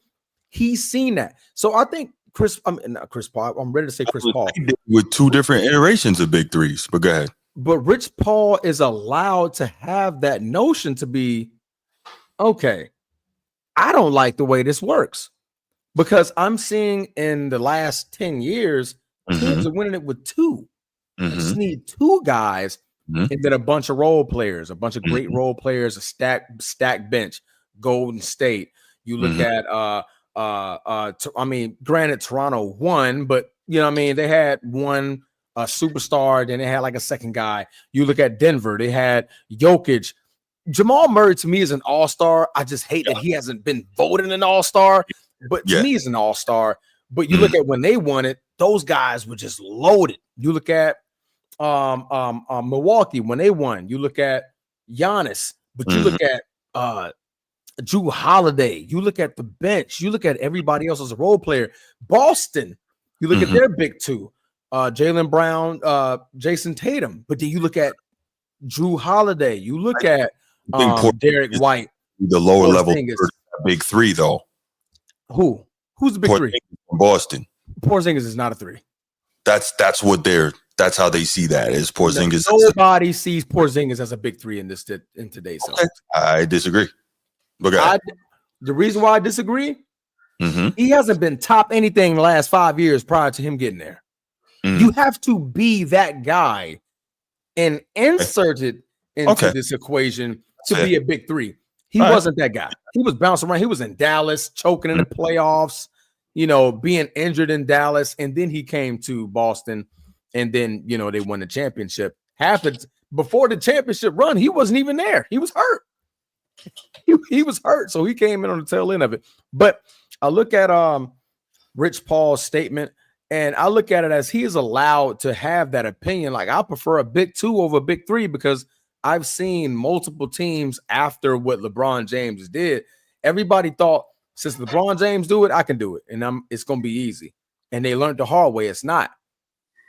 You guys aren't the nucleus to your big three. LeBron James came to be a nucleus in his big three because, one, he can score and he can facilitate.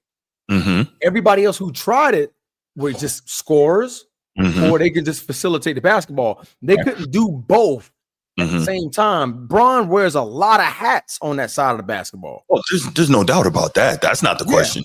There's no doubt about that. But that's what made those big threes work for him. Boston's big three worked because they actually added a four, which was Rondo, and it turned into a big four. And Rondo was that facilitator. I don't think it was a big three guys work. Yeah, that's a whole different thing. That first year when they actually won the chip, I think that was a big three, and Rondo was a very good role player. Yeah, I mean, but he turned to be much bigger than what he was. Yes, eventually, yes, much bigger than what he was.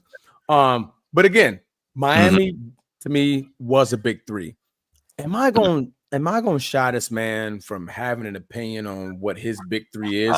Because for a small part, I see his interpretation, and I want to read this real quick.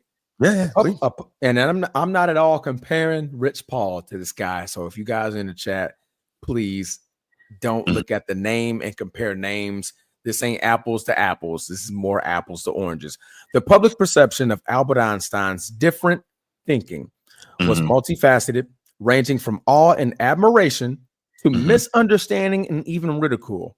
His willingness to challenge conventional wisdom and embrace unconventional ideas led to groundbreaking discoveries. Meaning, I can have a different opinion. Absolutely. But it doesn't change the facts that are already there. Right? The facts of the big three, they're called the freaking Heatles. He can't change that. If you could type in the Heatles and it's going to pop up in Wikipedia. It's there. It's already there. Yeah. He can't rewrite history. That's what I'm trying to get you to understand. He can't rewrite what's already there. Dude. That's my whole point. That's what he's trying to do. But he can't. No, he can't. But this is the whole thing about LeBron and his camp and his fans. They're constantly trying to rewrite history a la Nick Wright, a la Shannon Sharp, a la his crazy fans. They're constantly trying to rewrite history because they know that LeBron's work can't stand on its own. So they're trying to rewrite history to force people into believing that he's the GOAT, right? Remember, LeBron set up the whole, LeBron was very much involved in, putting that Miami team together, all that, right? And then he goes on the freaking Mind the Game with JJ Redick last year before he got the job, talking about, we didn't get enough from the minimums. Like, what do you need, bro? What do you need? Young disciple, stop saying it has nothing to do with LeBron. If Rich Paul is talking, you can believe LeBron has something to do. I won't do that. Stop it, bro. I won't do that. Being disingenuous. But hold on. So let me say this, Transformer. I looked this up while you were talking. I asked AI, is Tatum, Brown, and Porzingis considered a big three? The response, it checked 25 web pages, right? It says, yes, Tatum, Jaylen Brown, and Kristaps Porzingis are considered a big three for the Boston Celtics by many in the NBA community. Term big three refers to a trio of star players who form the core of a team's success, and this group fits that mold due to their individual talents and collective impact. That's what I'm trying to tell you.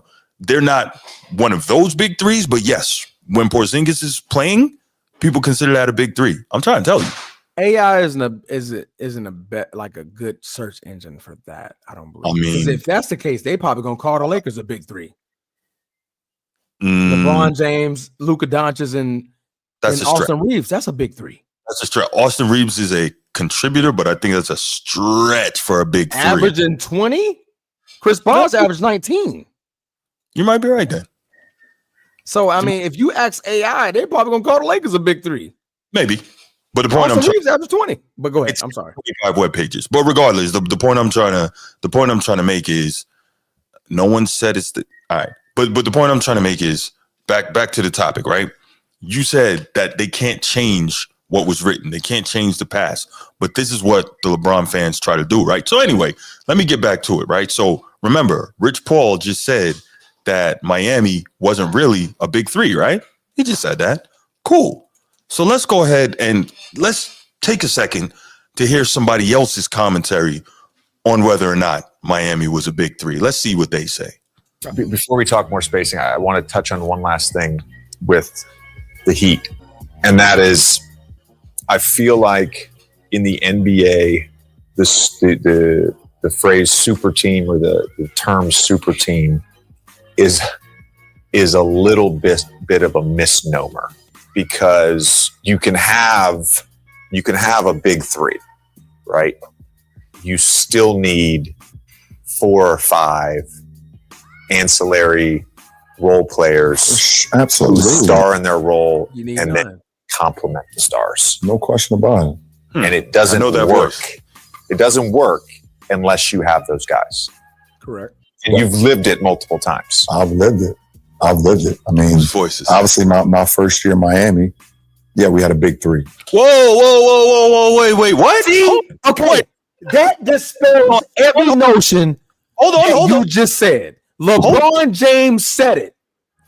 That's all you need. Rich Paul is his own man, Bruce. I gotta make. Hold on. But we had to build our team on all minimum guys. Obviously, my first year in Miami, yeah, we had a big three.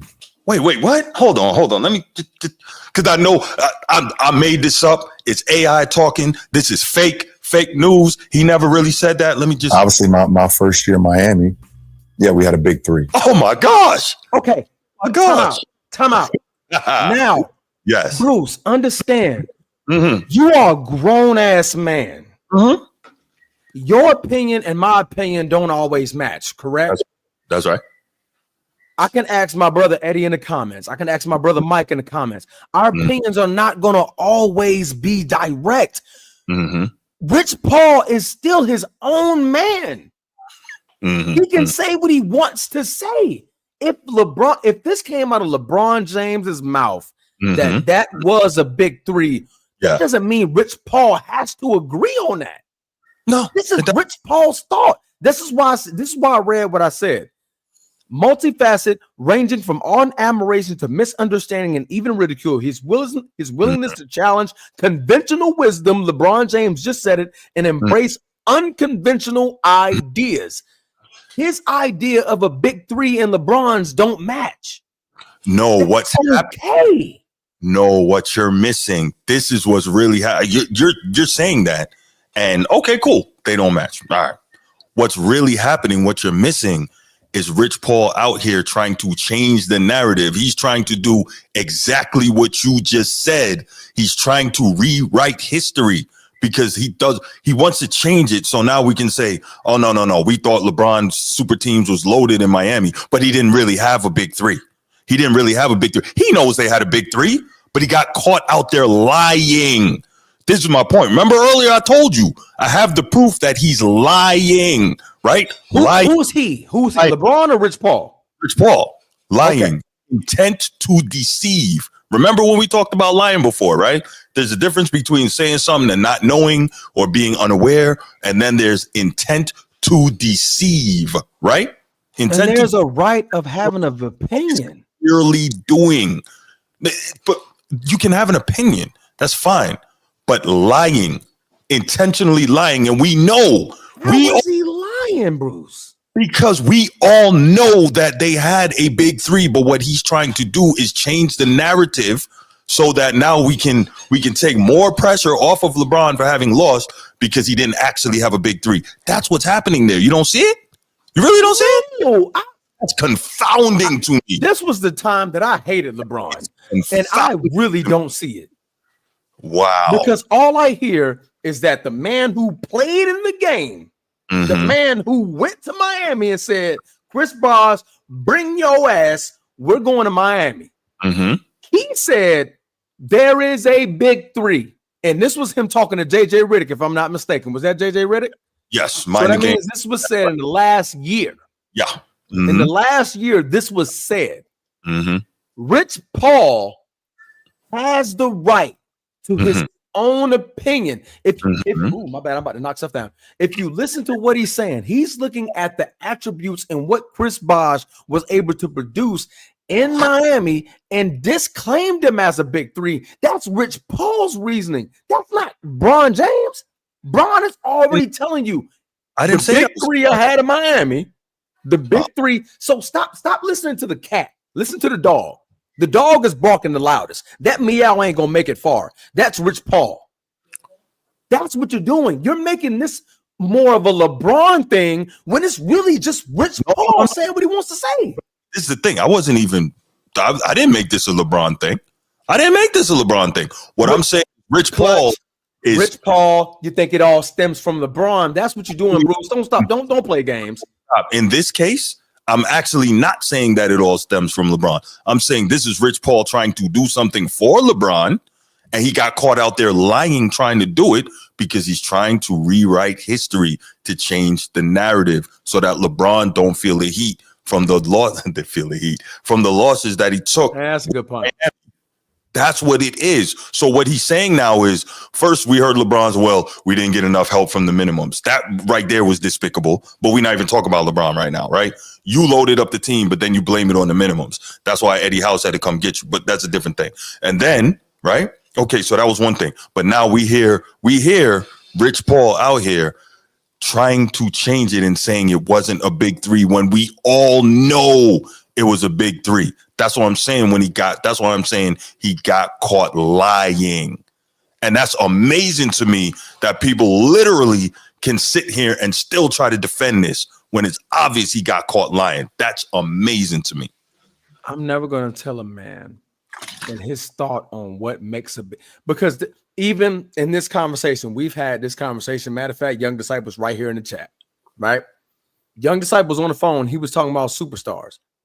And I asked him a question. What is your definition of superstar? His definition didn't match mine. That's okay. Rich Paul's definition of a big three doesn't match LeBron's. That's okay. That's his opinion, Bruce. Why are if you can go on Google right now and you could type in the big three, the Heatles is the first thing that pops up. Rich Paul can't stop that. But he can't rewrite history if history has already been wrote. But what I'm saying is that's exactly it. And that's what he's trying to do. That's my point. That's my whole point here. That's why I'm like, he got caught out there lying. Why can't he just have an opinion, Bruce? So wait. Everybody can have a freaking opinion, bro. Yeah, but we got to stop this foolishness that an opinion can't be wrong. Because that's a whole nother thing. Okay, well, he's wrong in his own opinion. Stop playing it like he's trying to we know something for LeBron. When LeBron, out of his mouth, when he made the big three, he called it a big three.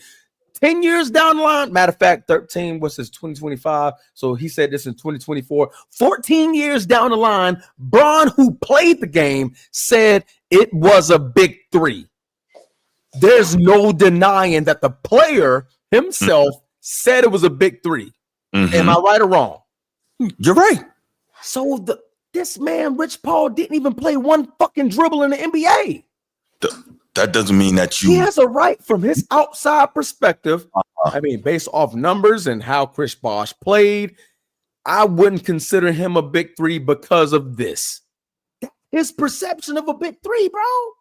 That's the same thing as having a superstar conversation. Young Disciple, what's a superstar? I guess what? Young Disciple is going to have a different opinion than what I think of as a superstar. Right. His big three opinion is as different as LeBron's. LeBron knows it's a big three.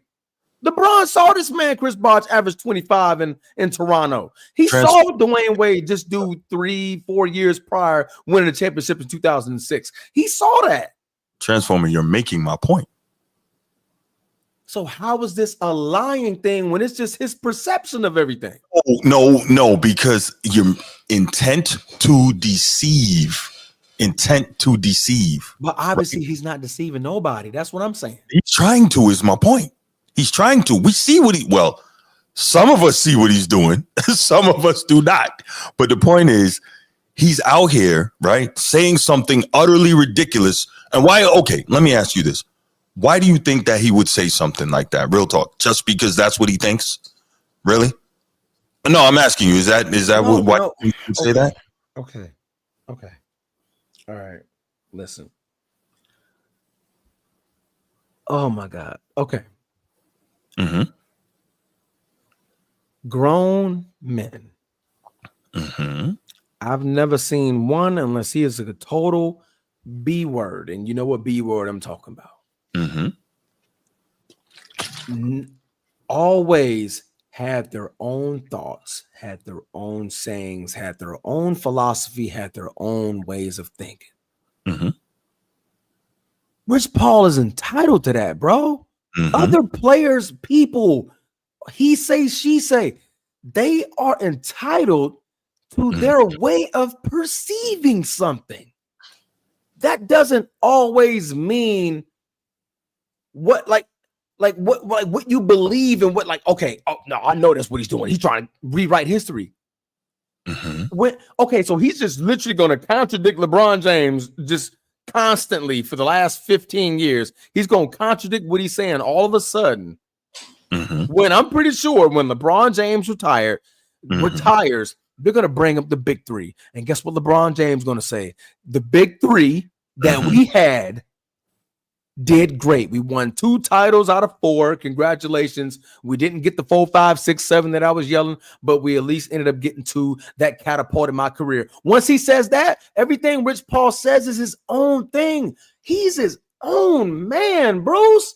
Everybody in the media is not that much of a puppet, is what I'm trying to say. Okay, well, hold on. Let's take the rest of the media out of it. Even though Nick Wright is a puppet, Shannon Sharp is a puppet, Kay Perk is a puppet. There's a lot of media puppets. Would you agree?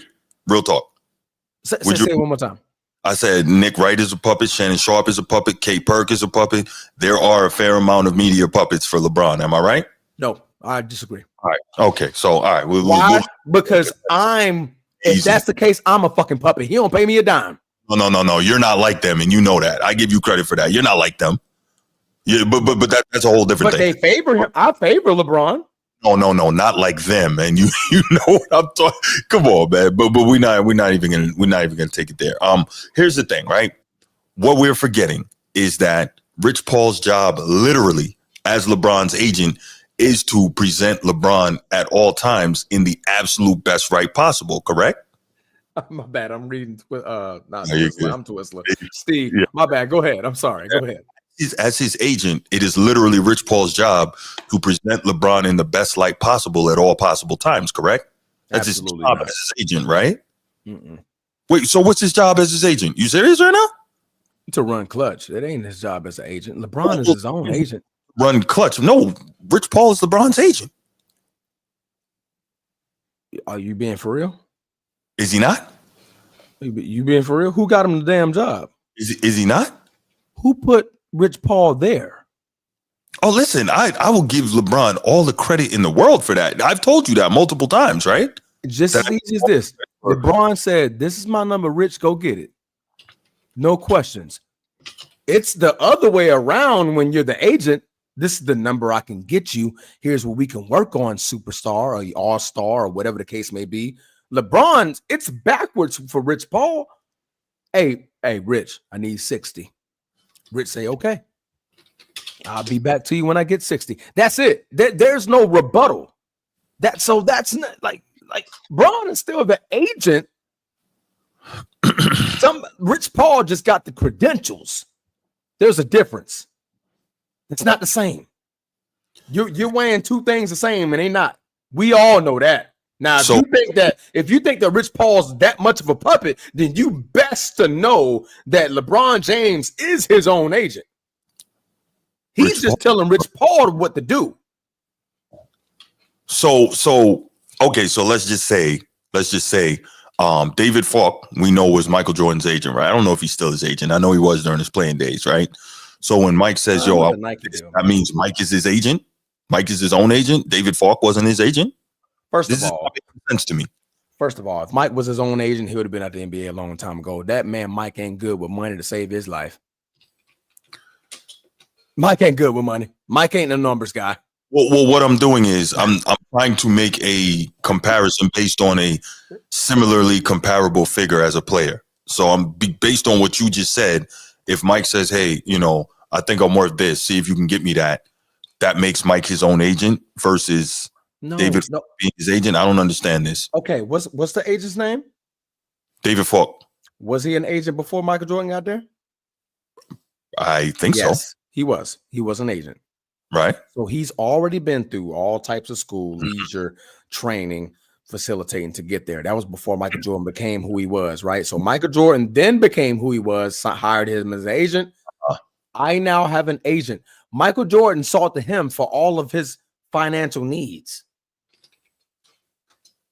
It didn't work like that. Rich Paul is there because of LeBron. That doesn't mean he's not his agent, though. That doesn't mean that. If you share that same philosophy about the agency, then you should ignore everything Rich Paul says when it comes to anything, because now he's his own man. You're telling me he's his own man finally. He's his own man, right? So he's entitled to his own opinion. I've never. So he can go out there and handle business without LeBron James being a part of anything. What I'm saying, I think you're not tracking what I'm saying. If Rich Paul is LeBron's agent, we cannot act as if when he speaks regarding things that have to do with LeBron, that he's not doing his job and trying to paint LeBron in the best light possible, right? And whether or not he and LeBron agreed on this particular topic of what was a big three and what was not, we can see by his commentary what he was attempting to do. That's my point. That doesn't have anything to do with him not being his own man or him not being on one accord with LeBron in terms of what they're saying. That is what I'm saying, because it's obvious, I guess, unless you're a LeBron fan, what he was trying to do with that commentary. And that was wild. I'm like, wait, what? Okay. Nah, we're not blocking, Rod Dub. We're not blocking. You good, man. All right, let's go ahead and say again. I'm sorry, I spoke out loud. Oh, okay. Go ahead, brother. Did I put that up there? I did. You did? I did. Even Rasul was saying LeBum is the agent, even though he's saying LeBum. I mean, you can call him a bum what you want. I can't call that guy a bum, but no, I can't do that. He's the agent. Rich Paul's the puppet. Right. Like, yo, I need 60. Go get 60. Rich Paul says, say less. I'll be right back. No, I definitely think Rich Paul he's the agent, but he has to do what his client wants him to do, or what was in the best interest of his client. Sid Bubba, what's going on, Chief? What you got, man? What's going on, Captain? Maintaining. Sid Bubba? Yes, it is. That's the Chief. Guess what? Transformer. I'm an old school leader of the LeBron James Coalition in the Beehive. I don't take no jive. Lakers in 5. Lakers in 5. Oh, man. Right. But I gave you my opinion earlier, Bruce. Yes, you did. And this is what I got 2 parts to it. I got the Rich Paul part, and I got my part. Okay. Actually, I agree with Rich in this sense. Okay. When Rich, I call it a layered tape. When Rich saying it really wasn't a big three, it might sound like he was minimizing Chris, but he can't. CB was an absolute star. Mm-hmm. The man went 11-time All-Star. The only 2 All-Stars he didn't get when he had to come in. However, CB has to take a step back in volume to LeBron and D-Wade and let them do their thing, and he had to sacrifice. So he couldn't be the big 3, so to speak, because he had to sacrifice and lower his game in order for the team to succeed. Mm-hmm. So that's kind of where he was going. Well, now, can I interrupt you real quick? Let me interrupt you real quick. As a Laker fan, you know this because the same way I watch the Lakers, you watch the Celtics. So you know that when KG and Kevin Ray Allen came in, Ray Allen went from 26 a game to 18 a game. That doesn't mean it wasn't still a big 3. Well, I think, but you also had KG doing his part. But you also had a lot. Nobody took a bigger fall than what CB had to do. CB took the biggest fall. He had to sacrifice. He had to lay down on the sword. So he had to lower himself. D-Wade is his team. LeBron, the best player, the third man out. But that's going to be my next option. So to me, I would say it was a big 3, but it was just a different time in which CB had to sacrifice where it wasn't the traditional sense they got the equality. So CB had to fall back in order for it to work. Right. Now, my second take on it is if you're playing in the system, I call it Le System with LeBron James. Le System, facts. Okay. When he's the primary ball handler, the third superstar always takes the back row, and it's more of a big 2 than a big 3. Am I lying, Bruce? I disagree. I disagree. Okay, all right, I get what you're saying, but I disagree there. Okay. All right. So when LeBron James was the primary ball handler and the decision maker, the third star had to adjust the most and became more of a specialist than a focal point. Chris Bosh, he was 20-10 in Toronto. Yeah. But then they used him to space the floor and help with defense. Kevin Love, 26-13. Yeah. He was just a catch and shoot guy and pass out. Yep. Russell Westbrook. So if you playing in the system and you that third superstar, you really ain't gonna be a superstar. It's gonna be more of a big 2 than a specialized star than a big 3. Well, that's playing into the system, though. Let me interrupt you here on that real quick. As you mentioned, Chris Bosh and Kevin Love, right? Here's the thing about those guys. Those guys are both post players that get busy on the low block. And LeBron, of all people, cannot play with a low post player, right?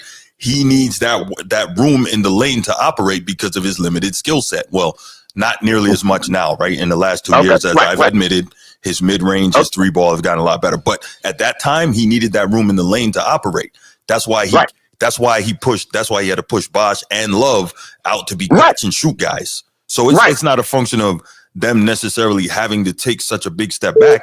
It's because his ability to play was limited. Yeah. Right. But you also got to look at it this way. When you play with LeBron in the system, it's not room for a big 3. It's only going to be those 2. It's only going to be Bron, Kyrie, Bron, D-Wade, Bron, AD. The other third guy, he gets left out. So he gets relegated out of the big 3 because he's more or less a specialist star.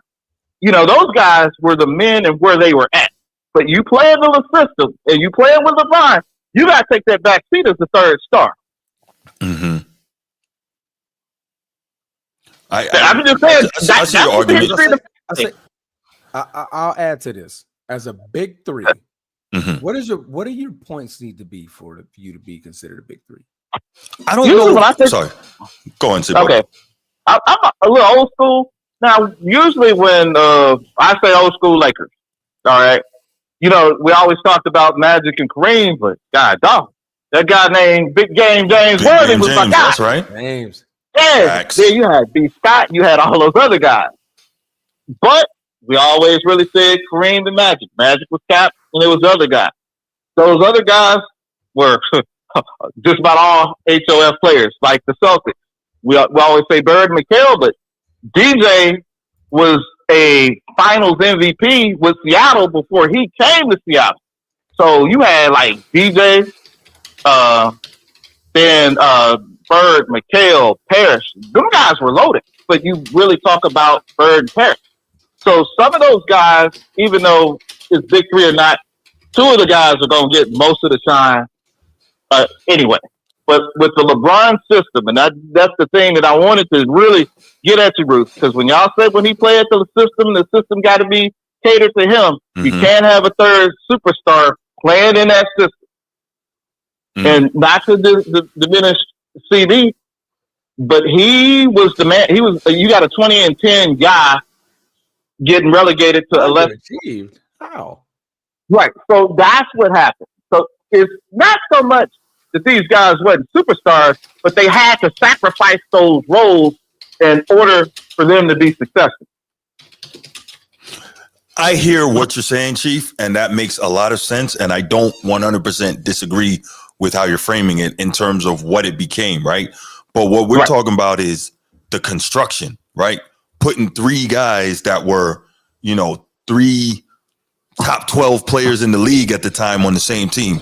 That's what makes it a big three. Now, I get what you're saying in terms of the production and what it had to be once it actually came together on the floor to win. But I'm referring to the construction. So I see two things can be true. I see what you're saying. Right. You make a solid Right, because you could be a big three on paper, but doesn't necessarily mean you're going to be a big three on the floor. Let's look at Phoenix Suns and what happened with their big three. Oh, what happened? Terrible. It was terrible. I mean, they had three great guys, and they thought they were going to do, but it didn't flourish out. Somebody going to get left out.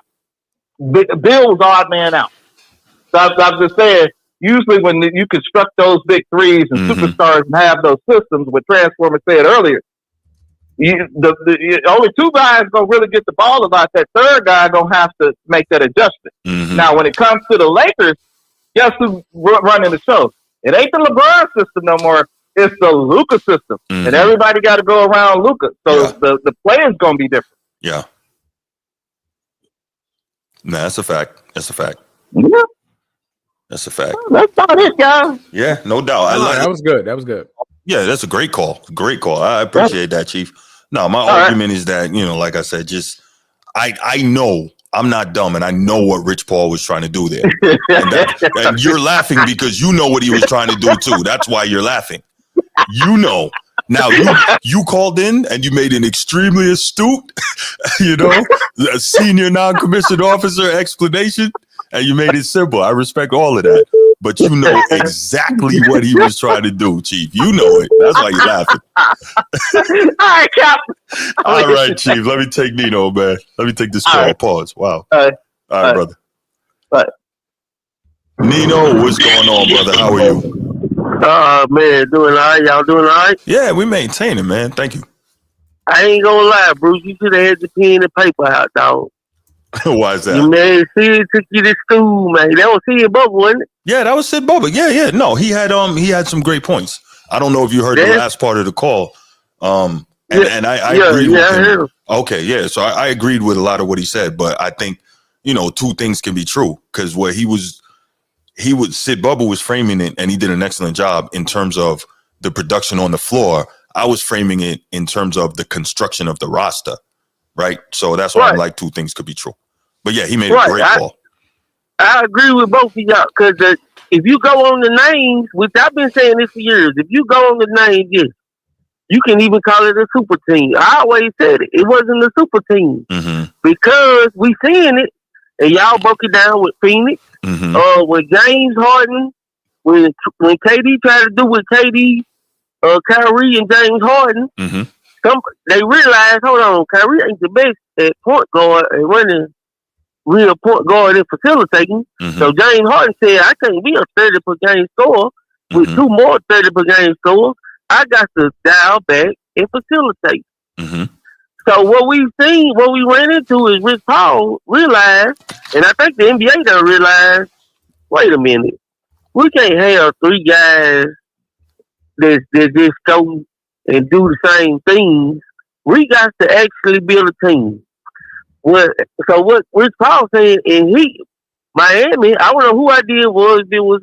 If it was Bud idea, Wade, Bosh, or Eric Spoelstra, but somebody realized, hey man, somebody gonna have to do the dirty work and the little things. Cause we always got Bron and Wade that kind of play similar.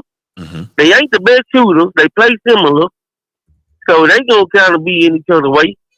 Chris Bosh, we need you to go stand over there in the 3-point line, hit shots, work on your shot, on your game all season, rebound good, and you ain't gonna get no credit for it. Nope. That's all he was saying.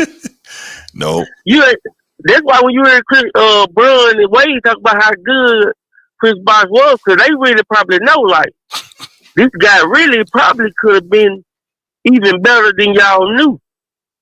But somebody had to sacrifice. So now the NBA need to see. I think they done seen it like, man, you can't spend all your money on 3 players. And this why this point here, Bruce. You gotta cut Bron a break on what he said about the role players. Nope. Because it's evident. Nope. It's evident now. Nope. How can you not? When you look at Phoenix, and what's Phoenix problem? Bradley Beal don't want to do nothing else but be a 30-game scorer. Right. He don't want to play 3 and D. He ain't want to come off the bench. He ain't want to try to facilitate. He want to be Kevin Durant. So when you see all these, he's used to scoring 30 in Washington. That's why. But he never changed his mentality to say, I'm not there anymore, and I got much better players with me, so I need to scale it back. So I'm with you, but it's hard when you are, you've played basically your whole basketball life playing that way and being that dude. But I hear you though. Right, but see, Bron, and now what we can agree on, what Bron and them thought versus reality. When they got out there and they realized, hold on, Joel Anthony can't shoot, them Prince can't shoot. I ain't the best shooter. I really can't shoot the 3. I kick it away. He can't really shoot the 3. The only shooter out here is who? Mario Thomas. Mario Thomas, Ray Allen, Eddie House. No. The first year they didn't have Ray Allen. Oh, okay. You talk about the first year. And Eddie House barely played. Mike Miller. I think they had Mike Miller. Yeah. So they had one shooter off the bench, and the starting lineup wasn't real Taylor. So if you think about what Bron was saying, because he didn't say, he said that the bench wasn't complimentary of the way they want to play. They thought they would just go, hey, we're gonna line up. We got the best 3 guys. We're gonna go play basketball. They found out now you gotta have a little team to it, which I appreciate that. I seen that coming.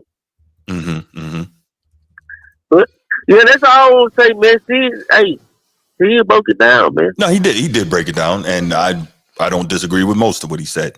But like I said, things can be true. He talking about production. He talking about production. I'm talking about construction. So but I get what he's saying though. Leave Transformer alone. He gonna be smoking cigarettes like I'm doing with these Steelers. What we gonna do, bro? Man, Transformer ain't smoking no cigarettes, man. That dude worked too hard for that. He ain't doing that. What we gonna do about these Steelers? Everybody gonna be smoking cigarettes. I ain't worried about no Steelers, man. I ain't worried about them. Y'all hold it down, man. No doubt, Nino. Thanks for the sir. Thank you, man. All right, brother. Another good call from Nino, man. But yeah, Transformer, did you Google who is LeBron James' agent? Why do I need? I'm not doing because you said Rich Paul was not his agent. So I checked a few different sources. Everyone seems to have Rich Paul listed as his agent. I mean, I'm told that I shouldn't run with narratives, so I'm doing the journalistic thing, and I'm checking, and everything has Rich Paul listed as his agent. So I'm just saying. I mean, so okay. I mean, I'm not going to madeupmonkeycrap.com. I'm actually looking at on real sites. You know what I'm saying? Real sources. Yeah. Hit that like button, y'all. Steve, what's going on, brother? What up, fellas? What up, Twizzler? How we doing?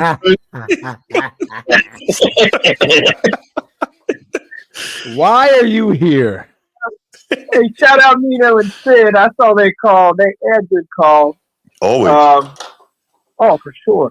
But yeah. Okay, this is where we have to. This is where we have to get to, because I know we're kind of like, I get what you're saying, Twizzler. Like, can Rich Paul have his own opinion and think for himself? I think we all can agree. Like, yes. Every person can.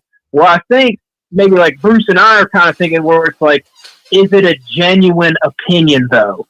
Like you can say it's your opinion and we have to take you at face value, but coming from our worldview, it's like, all right, the dude's attached to LeBron. Like LeBron's legacy and narrative definitely benefits Rich Paul. It has his entire professional career because he's attached to LeBron. Right. So when he says something like this in the context of like the way I interpret it, the way he's kind of like diminishing Bosh in a sense, it seems like, it makes me wonder, like, are you really saying your opinion? Are you saying something to try to kind of like cope for the fact that they went like 2-4 in Miami and they did have the Dallas, that series was a blunder for them. So it's like, I think a lot of people who aren't devout Bron sexual, I'm not saying you are, Twizzler. I'm just saying, you know how the jock riders ride. Transformer like is that. Let me be clear. A lot of people will make he's a lot of things. He's not that. Excuses. Oh, no. I ain't accusing you of that. But I'm just looking at it from like, we look how that group of people move, man.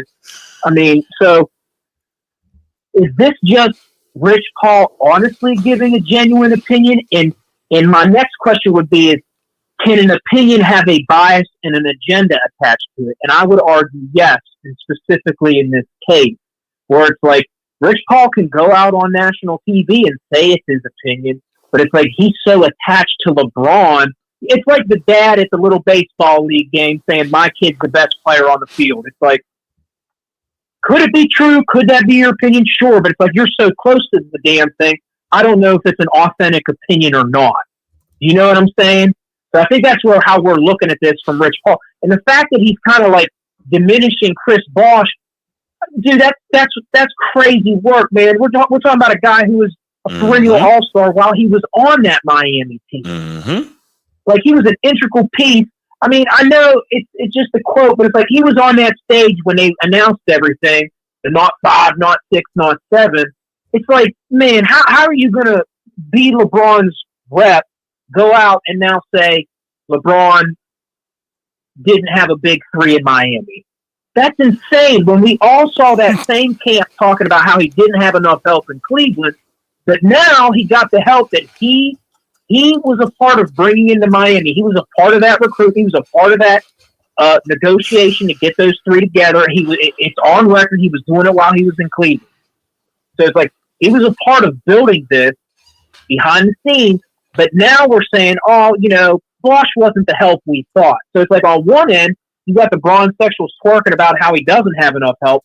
Once he gets the help to go to 4 finals and win 2, now we're going to belittle an integral piece of that big 3, and now he wasn't enough help or he wasn't as important of a piece. That's where it's like, man, that's such double talk bullshit, and that's what the Bron sexuals do best. So that's where Bruce and I look at it. I know you're not like a devout Bron guy like a lot of these people are. I'm just saying from our point of view, it's like, I get you saying that he has his own opinion. And it's like, I can say my shit don't stink too. But it's like, well, is that really genuine? Because it's like coming from Rich Paul, it's like, it don't seem genuine. You have LeBron's narrative and agenda built into no matter what you move and whatever public statement you make, especially when it's involved with LeBron. That's why I say it's kind of hard to take it as a genuine opinion. Like, could it be his opinion? Sure. But I don't take it as authentic as people want to pretend it is. And that's kind of how I look at it. Again, I think you make good points. I think you both made good points, but I'm looking at it from, again, my opinion, where it's like, I'm not going to take Rich Paul's quote unquote opinion as gospel when he's talking about LeBron. He's not going to give any type of opinion publicly that would paint LeBron in a negative light. We know that. So it's like, why would I blindly believe if he's saying something to possibly, maybe like Bruce saying, rewrite history, where it's like maybe the Miami stint doesn't look as bad because they did lose to Dallas. They did, go 2-4 instead of not 5, not 6, not 7. Right. Yeah. My argument was never that that Rich Paul can't have his own opinion. That was never my argument, So I don't even know how it got there. My argument was always, if you look with clear eyes, it is obvious what he was trying to do in making that statement, but it is what it is. That's how I look at it too, where it's like, we know, and this is how I interpret it. It's like LeBron's towards the end of his career, and he's invested in making. What I've been trying to say the whole time. What? No, I keep calling one of our lovely members in the chat, man. He just keeps saying Chris Paul, and what I'm trying to get him to do is pay attention. It's not Chris Paul. It's Rich Paul. Paul. I know. We say Chris. We say Chris Paul way more than we say Rich Paul. That's all. Yeah. He's missing it. He finally got it though. I'm pretty sure he's watching. Like, oh damn, I have been messing up, man. My bad. All love, bro. I'm not even gonna try to pronounce your name, but it's all. I'm gonna call you IA.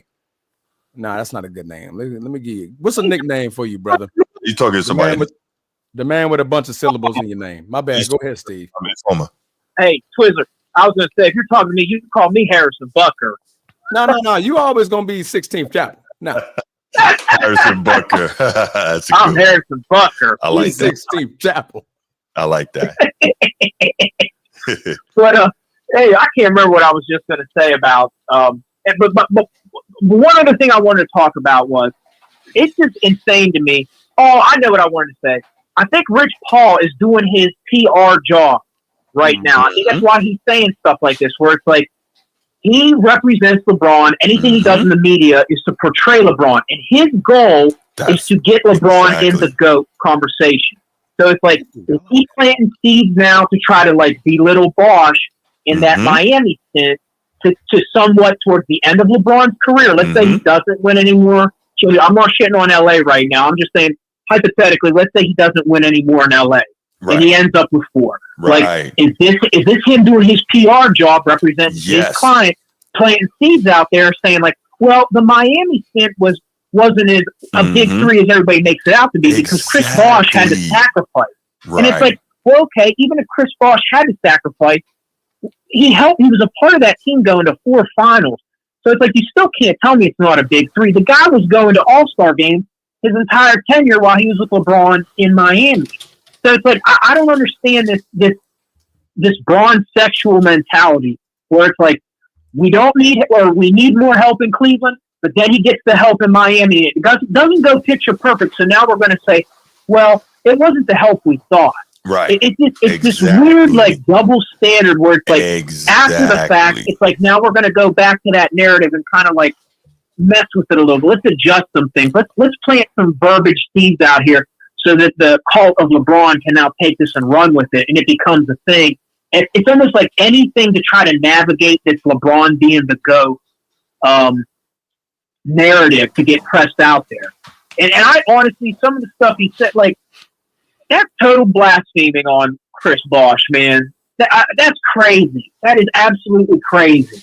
Like, I get the numbers might not have reflected what Bosh was doing in Toronto, but to sit here and pretend like he wasn't the defensive anchor of that team, he didn't do his part. You know, he had to rebound more, he had to screen more, he had to pick and pop and shoot more. Like, he adjusted to his role. He did sacrifice, but just because the numbers don't reflect Toronto's numbers, it's like, well, that doesn't diminish him as a player.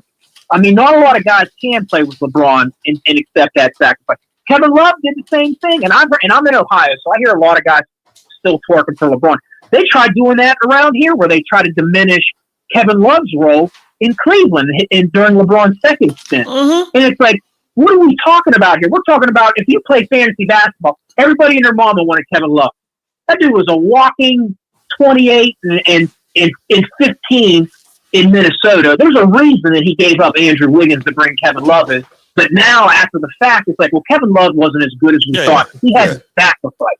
And Chris Bosh wasn't as good as we thought because he had to sacrifice. It's like, what you're saying is you're trying to cupcake this sacrifice word, and you're pretty much trying to say, well, they weren't as good as we thought. So real quick, Steve, and then I'm gonna let you go. What I just thought about that I find very interesting. So what they do is they downplay LeBron's teammates, right? The Minimals, Chris Bosh. It was no longer a big 3 now, but then they try to make Jordan's teammates Kryptonian. he had Steve Kerr and Dennis Rodman and Scottie Pippen saved him. They do the exact same thing. Isn't that interesting how that works? It's all narrative play, man. It's all a part of this zealot religion where it's like we have to twerk for LeBron. It's just crazy how these narratives get shit. I just think it's crazy. And no offense, because you know you're my guy. It's all love. But it's like the fact that you kind of can't see what we're saying as far as like how Rich Paul being so connected to LeBron may have an agenda or bias in his opinion, and he might have an ulterior motive when he's saying these things in public. That's where I think Bruce is trying to like. There's some possibilities here. I don't know if his quote unquote opinion. And I agree with you. Opinions are that like grown men should have their own opinions and think for themselves. But there's money involved here. You know what I'm saying? Like plenty of money. It's always about money on everything. Like he is not going to go out there and say anything negative about LeBron or anything that's not in LeBron's best interest. Yeah. No, absolutely. I mean, at the end of the day, I just think that we draw so much emphasis to people that are in LeBron's camp, and Rich Paul is for certainly in LeBron's camp. He's the reason why he's in the league anyway, for having a job as an agent. We just always assume that their words are a law when it didn't come from that man's mouth. That's what I'm like. Everything that these guys or other players, superstars, reporters, professionals, agents, everything they say don't mean it came from LeBron. If that's the way we thinking, then by God, we just need to stop paying attention to everything outside of what's in between that rectangle. Honestly, be 100% honest. We need to stop paying attention to everything outside of that rectangle because that's not true. People have their own opinions. When you ask me questions on a fly or we having an interview or the pre-interview, you're like, oh, if you ask me this question, this is just my take on. Everybody has their own take, their own conception, perception, whatever, their own ideology, the ideology of what they think of something. And that's okay. It doesn't have to agree with the masses. It's 15 years of proof that Bron himself said this is a big three. We know it's a big three. He just thinks that, in his opinion, it's not a big three to him. I think we're going in circles here, Transformer. I think we can agree to disagree because I think Steve and I see it one way, you see it a different way. Of course. I mean, it's not a shocker, but go ahead. Right. Yeah, well, real quick. I agree with you. Transformer. Like, yeah, people are going to have their own opinion. It comes from their mouth. You're going to have somebody ask you a question on the fly. You're going to give your, shoot from the hip how you feel about certain things. And I agree with that. Like that's fine. That's totally possible. But what I would say is but can opinions have a bias or agenda attached to them? I guess that's the question that needs answered. I'm not saying you have like in this hypothetical. It's like, and everybody has a bias or an agenda based off their worldview and their opinion. If that's what we're thinking, yeah. Because I don't look at Rich Paul as an unbiased opinion. I guess that's where we just agree to disagree. But I don't want to I want to let you guys move on with the show. I don't want to take up all. Absolutely. Now, Steve, man, we always appreciate you on here, brother. You know it. I do. I appreciate you as long as you back off my girl. Man, I'm taking, bro. Where my wife at? Sweetie, I'm still watching you, bro. Come here real quick. Is there for you? No, we don't have an interjection. Nah, bump that. Come here real quick. I don't care if you got your bonnet, girl. I love you anyway. You got sauce on your shirt too. Come here. Just poke your head in the camera. I'm taking. Team Nurse. I'm taking. What's up, Team Nurse? This clock ain't mine. As you said, Caitlin is this. My wife is this. If you want to. God bless you. I just need to find me one now. Wow, I was just threatened the way you was brown nosing my girl. You know how we get. I'm territorial, bro. I mark my territory. I don't play around with that. All right, Steve, we gotta let you go. Love you, bro. Love you, man. He's the best, dog. He's the best, man. All right, brother. Hey, Steve is always. I saw you try to get in, man. I was not trying to ignore you. If you want to take a couple minutes and call real quick before we move on. Let's do that. Water. Laker Nation, I'm gonna skip you. I'm gonna let Young Disciple try to get in here, man. Young Disciple, call in real quick if you can, man. We give you a couple minutes, and then we'll go ahead and move on, man. I wasn't trying to duck you. I saw you calling.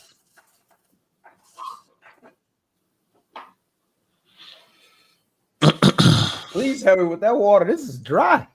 Man, yeah, that was a good one. That was a good one.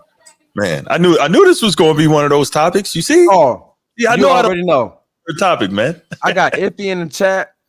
You know what I'm saying? We hype out here, man. It's all it takes. It's all love, man. Iffy is no bad blood, bro. I just like making jokes. Yeah, man. We out here. This is a safe space. We all come here, try to talk sports, and just enjoy this thing and build this community. That's all we're doing here. Iffy, where you from, bro? Young Disciple, we're trying to make a guess on where you're from. Iffy, I say you're a Nigerian American, man. What you got? I say he's from Brooklyn. Oh, you mean where in the States? Yeah. No, man, I'm messing with you. Oh, okay.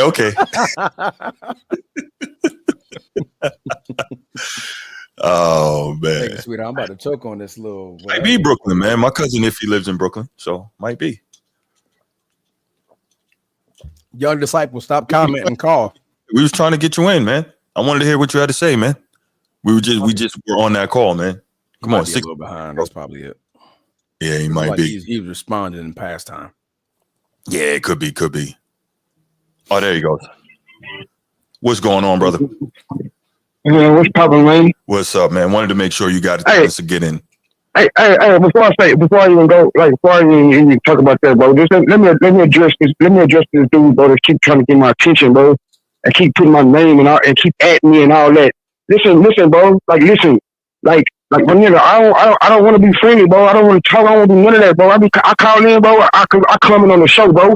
Like, nigga, stop at me every time you see me, bro. Like my nigga, like, we ain't friends, nigga, none of that. Like, the real talk. Okay. Young Disciple, let me stop you right there, bro.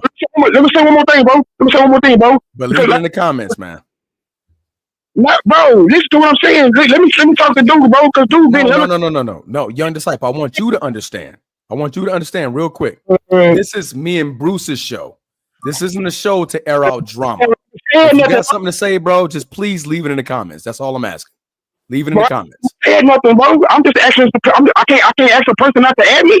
Yeah, no, because you're here to talk to us, not to who is in the chat, bro. You're here to talk to us, Bruce and me.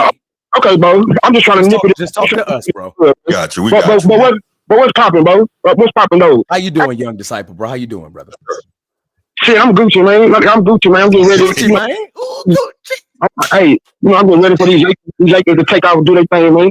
But, hey, how many games gonna take the win, Young Disciple? I know everybody been saying Lakers in 5, but don't be rude. Don't be disrespectful. Hey, don't be disrespectful. Look, bro. You saying against the T-Wolves? Yeah, I got it's in 6. Yeah, I kind of agree with Bruce. Like, no, man. No, Young Disciple, come here real quick. Come closer. Bring yourself close to the camera. Bring yourself closer. You see this right there? You see it right there?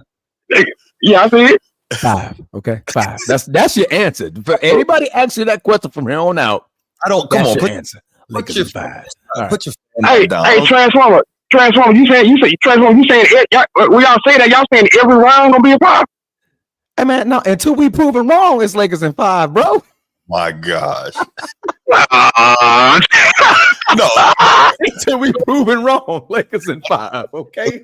I don't think Minnesota's gonna roll over. That's why I think it'll be in 6. But Young Disciple, go ahead. I ain't gonna lie though. Like with Luka and LeBron, like I don't think it's gonna have too much to do with like what they want. Like you know what I mean? Like rolling over. I don't think Anthony Edwards like no pushover. Right. But he's not.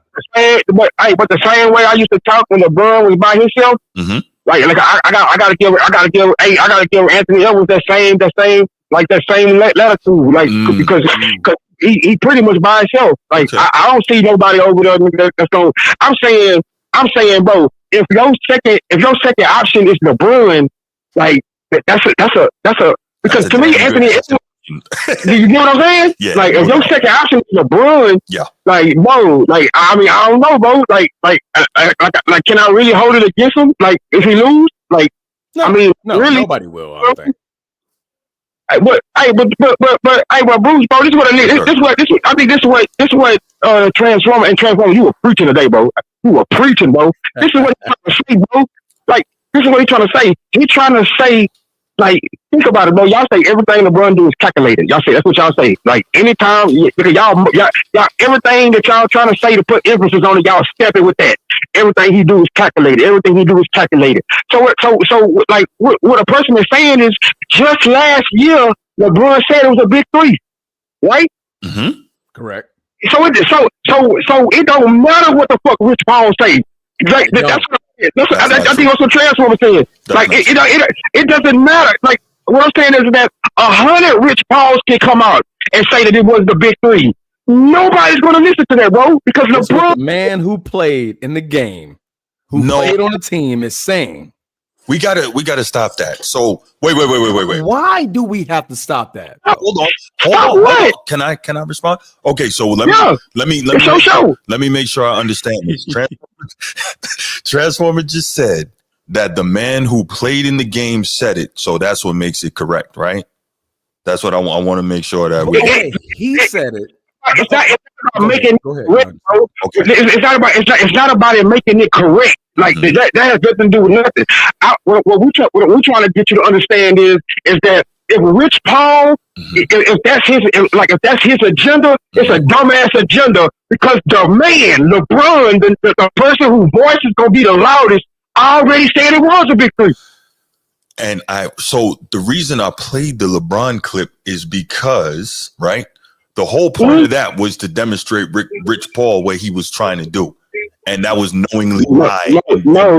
Yes. But some people would say playing that clip kind of takes the fervor out of your point.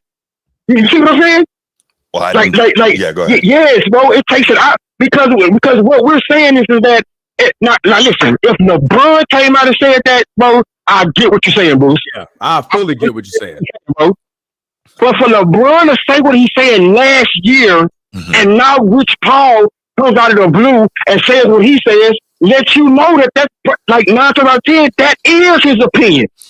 Not only that, young disciple, he didn't just say it last year. He's been saying it for 15 years. 15 years. He's been saying it. I'm with y'all on what LeBron said. There's no argument there. I'm good. My problem is this, right? What we're doing, well, not what we're doing, what you guys are doing is ignoring the fact that when Rich Paul speaks, again, as LeBron's agent, his job is to do what he can to paint part of his job to paint LeBron in a good light, right? And so he thought that by going out there and saying, oh, well, it wasn't really a big three, that makes it look like, okay, now we have reasons for when they failed to get the job done on the big stage, right? Okay. So Bruce, should we listen to Phil Jackson when he say Jordan is the GOAT? Should we listen to Jordan, trainer, when he called Jordan the GOAT? You being real loose. Say that. No, you being real loose with that, bro. Well, no. I like what young disciples going with that. Because we say that Jordan himself didn't call himself the GOAT. We determined that. So Rich Paul saying that that's a big three. I mean, not a big three, but we're determining that it's already a big three. He can't change what we've been saying for 15 years. That's what I'm saying. Wait. We can't. Okay, so let me do this real quick. Let me say. Bruce asked me, was Miami a big three, Bruce? Was Miami a big three, young disciple? Yes, nigga. Okay, cool. Yes. Now, so let me respond real quick to what you said about Phil Jackson and the reason why I say we should believe him. Because one, no. You're not gonna do this, Bruce. Are you about to, Bruce? Come on, Bruce. Are you about to do this, Bruce? Are you about to sit here and preach this sermon about Rich Paul, and then you go on the other side and steal and justify what Phil Jackson said? Hold on. You asked me a question. I'm about to make this very simple for you. Come on, disciple. Come on, disciple. Magic, you asked this question, right? Oh my God. Go ahead, Bruce. Bruce. This door. Now we're gonna walk through. All right. So here's the reason why. Go ahead, Bruce. Phil Jackson played in the league against Wilt Chamberlain. He played against Oscar Robertson. He played with Willis Reed. He played against Jerry West. He played against all timers, right? He coached. He coached against Larry Bird. He coached Michael Jordan. He coached against Isaiah Thomas, right? I get all that. I understand that. I understand that. Shaquille O'Neal. Get to the point. Get to the point, Bruce. No, hold on, bro. You don't tell me get to the point on my joint. What I'm saying is this, right? The reason that we can take what Phil Jackson says when he says Michael Jordan is the GOAT is because he has those points of reference to speak to that. No, negative. Because he watched. Negative. You just said. He watched. No. You just said that Rich Paul is LeBron's agent. It's his job to paint him in a good light. You don't think that's Phil Jackson's job? Phil Jackson. Phil Jackson's not getting paid to do that. He's not getting paid to do that. See, his coach. What you're trying to do is you're trying to make it cloudy, bro. And that's not what we're doing. What we're doing. You asked the question, and the response is very simple because Phil Jackson has the point of reference as a player who played against guys that many people think is the GOAT. He has the point of point of reference as a coach. Bruce, what about the people that think he's the GOAT? What are we talking about here? So what about players that say LeBron is the GOAT? Oh my goodness. Do they have a point of reference? Or does that matter? They don't have the point of reference Phil Jackson has. So no. No, see, this is what the bullshit starts, bro. How does that change anything? Hold on. No. Yeah, how does that change anything? Hold on. No, because y'all know I'm a history person. So Phil Jackson was playing in the NBA from the late 60s, once again, against Wilt Chamberlain, against Jerry West, against Oscar. On the bench. And then he coached all these all-time greats. On the bench. I'm saying, so what's the big O? On the bench. You act like he was on the bench. Say that, Bruce. On the bench. That nigga wasn't a starter. That nigga wasn't no superstar. He wasn't playing toe for toe for these niggas. Stop doing that, Bruce. What, man? You being disingenuous right now. So if it wasn't like that. Wait. If I'm on the bench and I come off the bench and I got to guard, I'm 6 feet tall, so I got to guard Isaiah Thomas. 5 minutes. 5 minutes. You know the GOAT. Got it. Doesn't give me interference because I played against this dude, right? For 5 minutes. Man, so, man, no! All your 5 minutes. Y'all trying to change the narrative. No, bro, I'm saying, yo, that's what LeBron listen, Bruce. I'm saying your point of reference ain't getting your ass on the court. Wait, but Phil Jackson did that. He's watching just as much as we are from the screen. Phil Jackson literally had to guard Wilt Chamberlain in the NBA Finals. What are we talking about? History? Phil Jackson ain't going to Wilt Chamberlain. Man, stop it. Okay. And Bruce, if he was guarding, I'm saying if Phil Jackson was guarding Wilt Chamberlain, now they'll tell me why they gonna score 100 points and shit. The most minutes that man ever averaged in a season was 29. So come on, man. That was one season. He's only had 2 seasons. He played more than 20 minutes in a game, and I'm supposed to take his word over superstars, other stars, or people that played against LeBron James. But you're using it because he played against other players. Yeah, but you use it. No, you listen to boy, bro. We good. All right, you listen to boy, bro. Bruce, and this is what I'm saying before I leave. Get off the phone, Bruce. This is what I be talking. This is what I be talking about right here. Like this is what I'm going to tell you. Then I'm gone. Like these same arguments that y'all make for drug, and I listen to all of them. I listen to all y'all. These same arguments, these same things that y'all make in this GOAT debate, or as far as LeBron and MJ go, y'all don't understand, bro. That if we take MJ out of that the seat that he in right now, right, and we put Kobe in it, the person that y'all like to put next to MJ, right? These same arguments that y'all make, that will make LeBron better than Kobe. But then your logic will change. Whoa. Real, bro. Stop, bro. Let me finish. I'm listening to y'all. I'm saying the same arguments and things that y'all say to put MJ over LeBron, right? when y'all list the accomplishments, all that, the this, that. If y'all did that same thing with LeBron and didn't change the logic or change the criteria, how wouldn't it? We do. I'm really talking to Bruce, bro. I ain't talking about you, cuz I'm really talking about Bruce. I'm just saying, because I'm listening to the arguments that he makes. And I'm saying that the arguments that you make, bro, for Jordan, bro, and those same arguments, bro, will apply and will make LeBron better than Kobe. Not like 10 times out of 10. So, you think about all the arguments that you make, bro. So, see, this is how I know you don't listen to me because. And I'll keep it. No. I'll keep it simple. You don't listen to you. No, I listen to you. I'll keep it very simple. When I talk about the GOAT argument, it's never. Watch me be this man down shit. Come on. No, it's never. I'm listening. Now you're talking like I can't think for myself. It's all good though. But I'm listening. No, it's no. I ain't saying. Bruce, I'm not saying you can't speak for yourself. No. That's not what I'm saying, Bruce. You get what I'm saying. When I say that man down shit, I'm talking about that going to these different analogies. I was speaking them. I wasn't even going to make an analogy. No, I was saying when I evaluate a player, for me, it's an amalgam of multiple things. It's not just okay, he won all these awards and he won these rings. It's not just he got these stats. It's awards, stats, eye test, right? It's all these influence, all these things come together. Like what? Tell me right now. Tell me your criteria. So like when no. Tell me. Okay. I'm telling you. So like when it comes to Michael Jordan, and then we gotta let you go till we get to this last topic. But like when it comes to Michael Jordan, we got one more topic. Damn.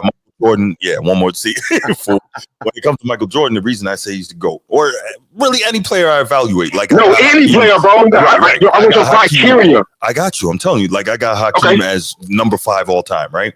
Yeah. The reason why my criteria is the accomplishments, right? Accomplishments, winning, eye test, statistics. Those 4 things together. You are killing yourself. So that's why I put him. Y'all listen to what he just said. You just said accomplishments, right? Yes, accomplishments. Who has? No, stop. And then I'll let you know. Who has more accomplishments out of LeBron and Kobe? I would say LeBron. LeBron. Yeah, hey, what's criteria? What's the next thing on your list? Eye test / skill set, and there's no way LeBron got that. He don't okay. We're gonna get up to Kobe. What's the next? You said winning. Yeah, winning. Now, is it winning? More of that. No, we don't. No, see, that's what I'm saying. Finals MVPs. You're counting Kobe's 5 chips and 3 as a second option more than LeBron. More than LeBron's 4 as a main dog.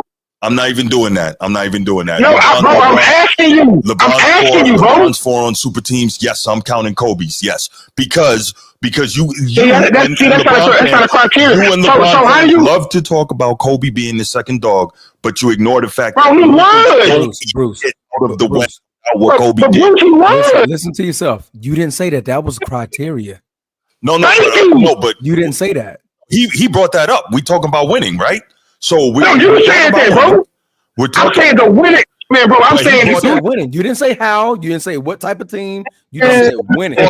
I'm responding to what. Like I said, bro. Y'all gonna have to. What you're gonna have to keep doing? You're gonna keep having to change as we talk, bro. Because the things that you said, bro. I'm saying the things that you just named, bro. And there's nowhere on God's green earth. You're about to tell me that 4 championships, and 4 finals MVPs don't weigh more than 5 championships and 2 MVPs. Like, you're not going to tell me that, bro. Because guess what? Guess what you're forgetting? Guess what you're forgetting, like you guys always like to forget? 6 finals. What about Magic and Kareem? What about Magic and Kareem, bro? What about Magic and Kareem?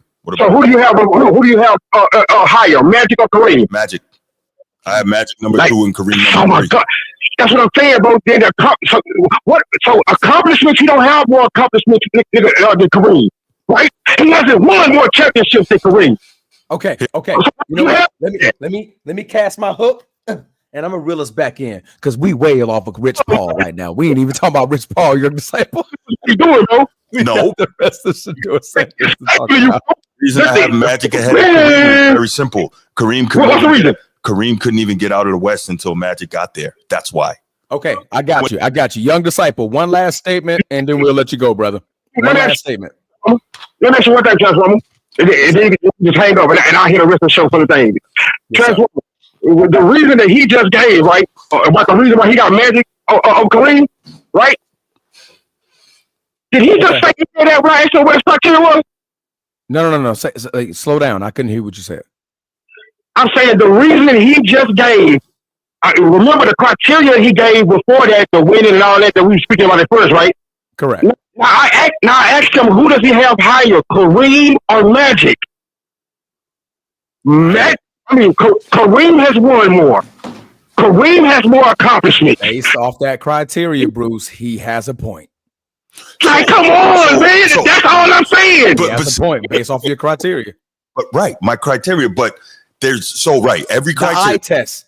Wait. Who has the most unstoppable shot in NBA history? Bro, come on, bro. It shouldn't be but that's one thing. Wait, hold on. Transformer. What I'm trying to say is there is criteria, but is there not sub-criteria to all criteria? Is there not context to criteria? All right, bro. No, it's context. You're adding stuff, Bruce. You can't do that. It's crazy. All right, look. It's crazy. But look, okay, let me hear what Transformer had to say. Let me just hear what Transformer had to say.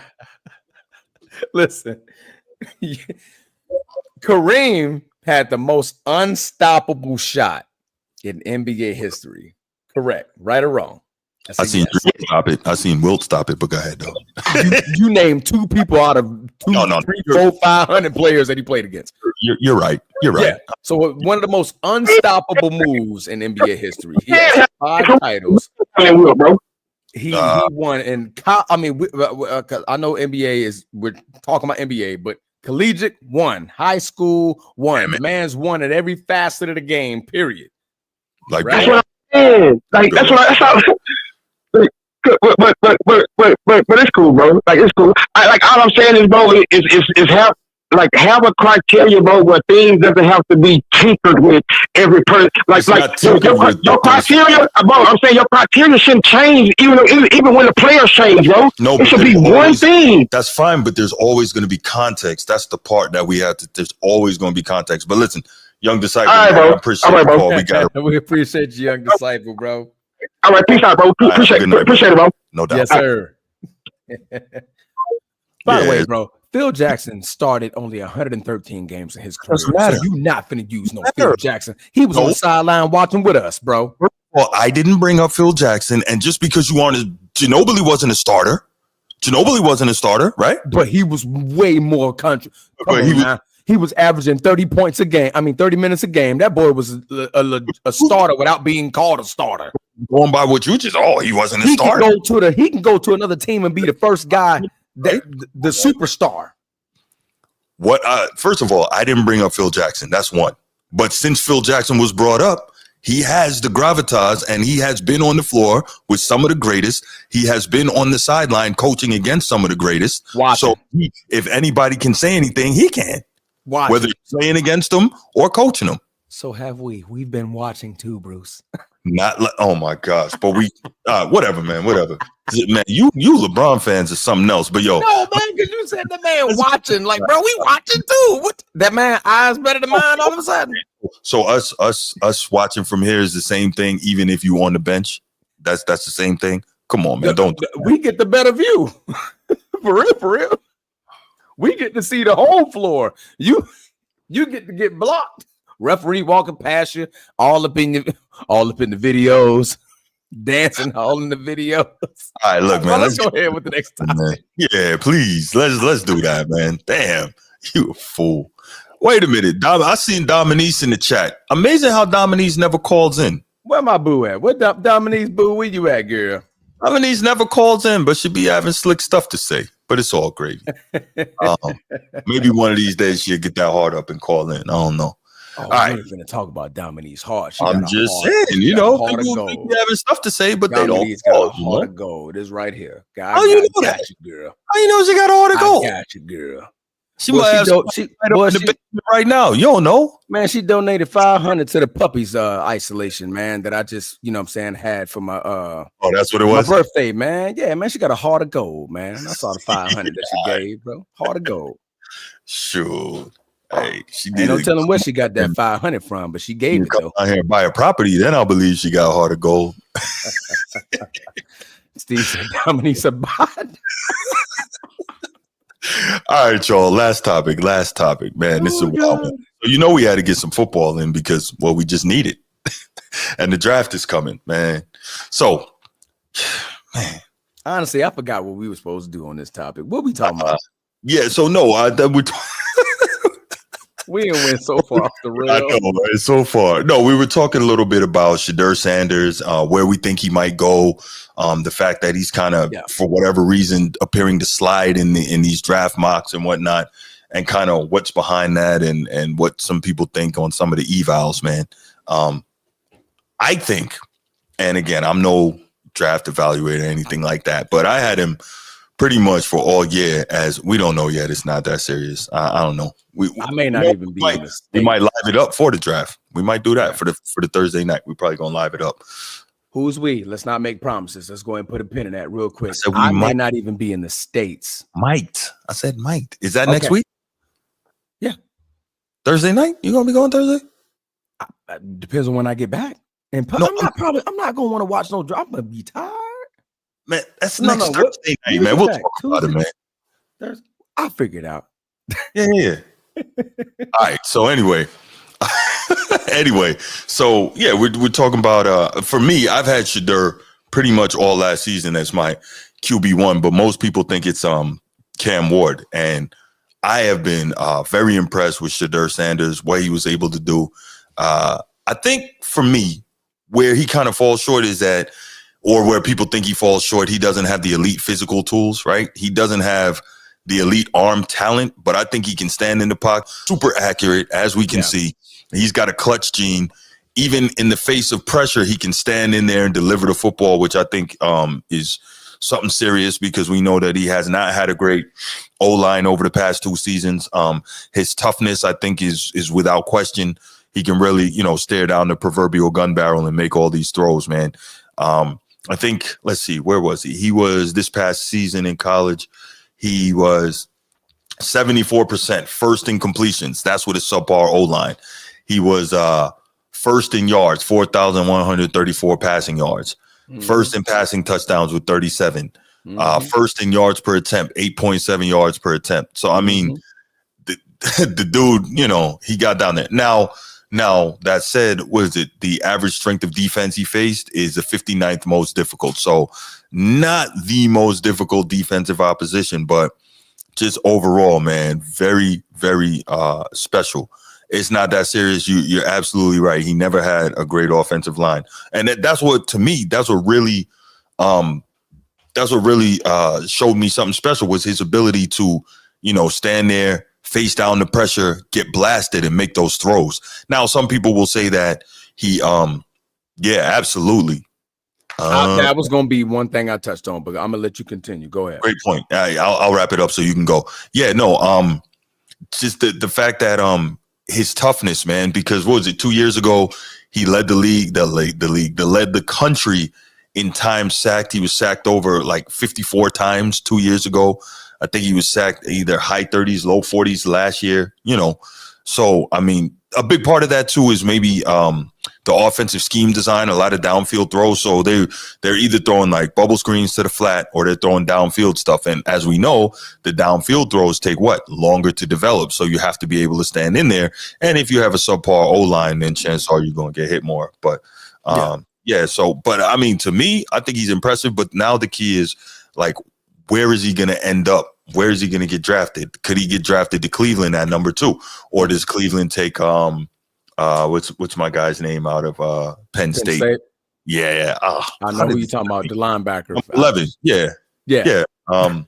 How did Michael Parsons Jr. Michael Parsons Jr. Michael Parsons Jr. I can't remember his name. I'm so freaking embarrassed. I forgot this kid. Oh my gosh. But anyway, the star linebacker, the star rush end out of Penn State.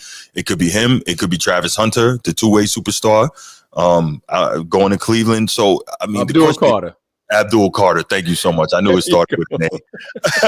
but then you wonder, like, do you hear rumors he could slip all the way down to 9th to the Saints? Mm-hmm. He could possibly slip all the way down to 22nd with Pittsburgh. So it's but then again, this is also smoke and mirrors season when it comes to the draft. So we have no idea, man. But I'm gonna stop rambling. Transformer, man, what are your thoughts on this guy where he could end up and why you think he's sliding?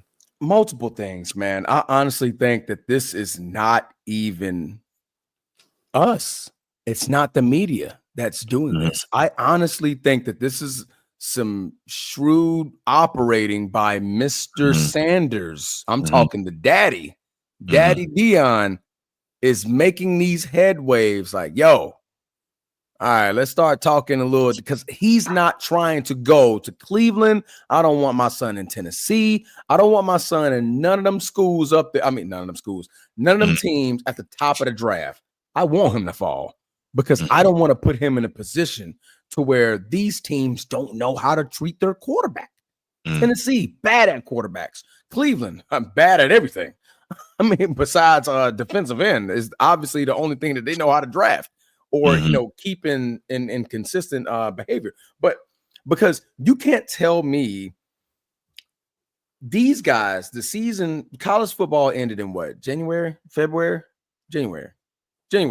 College football ended in January.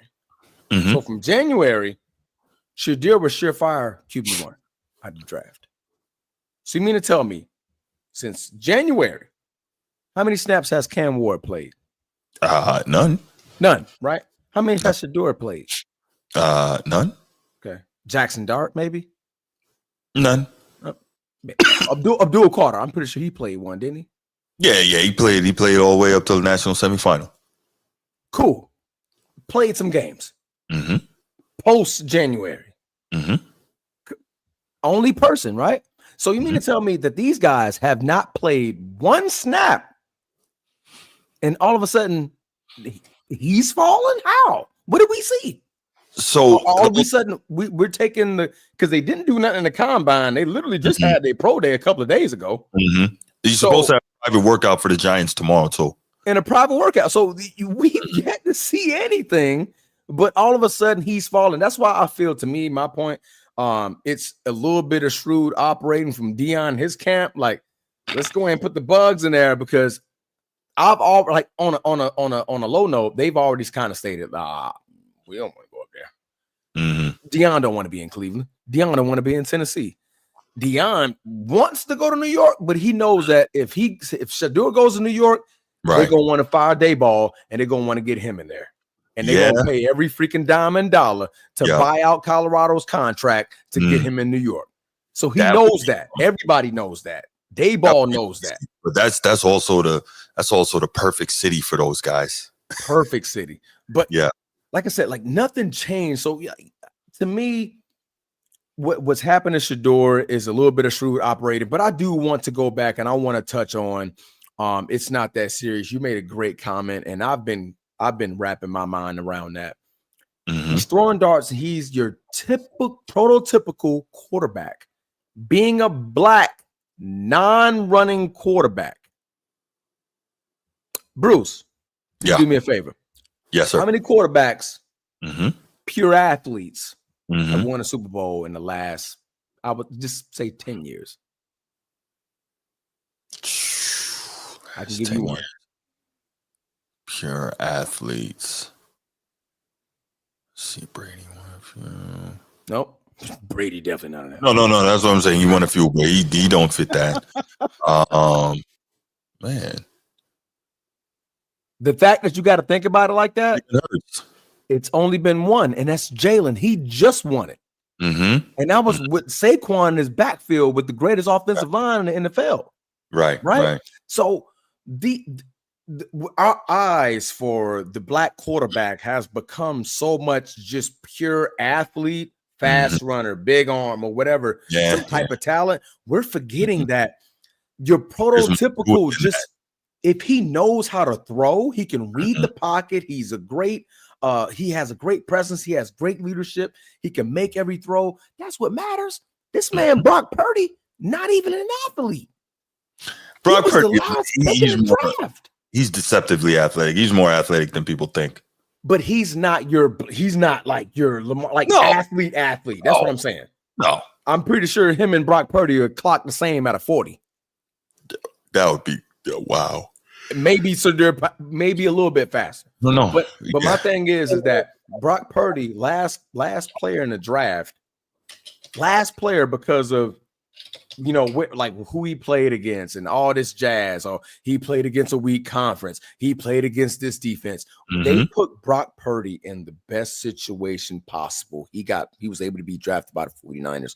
He was able to make it to a Super Bowl. He was able to make it to an NFC championship game, being the last pick of the draft. That goes to show you don't need an athlete. Shadur Sanders has all the tools to be a great quarterback. And I think that's Deion, his shrewd operating in the backside. Nah, I got to put my son in a situation where he could be successful. I need a line. I need a run game. Like this man needs some. I don't need him going to Tennessee and pray for the best. That's where Cam Ward's going. Yeah. So that's my point, man. I'm sorry. Go ahead. No. Listen, that's a great point.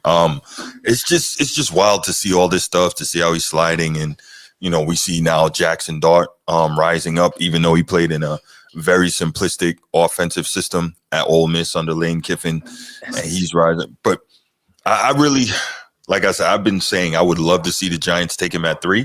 But to your point, with a GM and a coach that's on the hot seat, they may not be trying to do that. They may be trying to hang in there with Russ and Jameis, eat some W's and try to save their job. Who knows? But I don't know, man.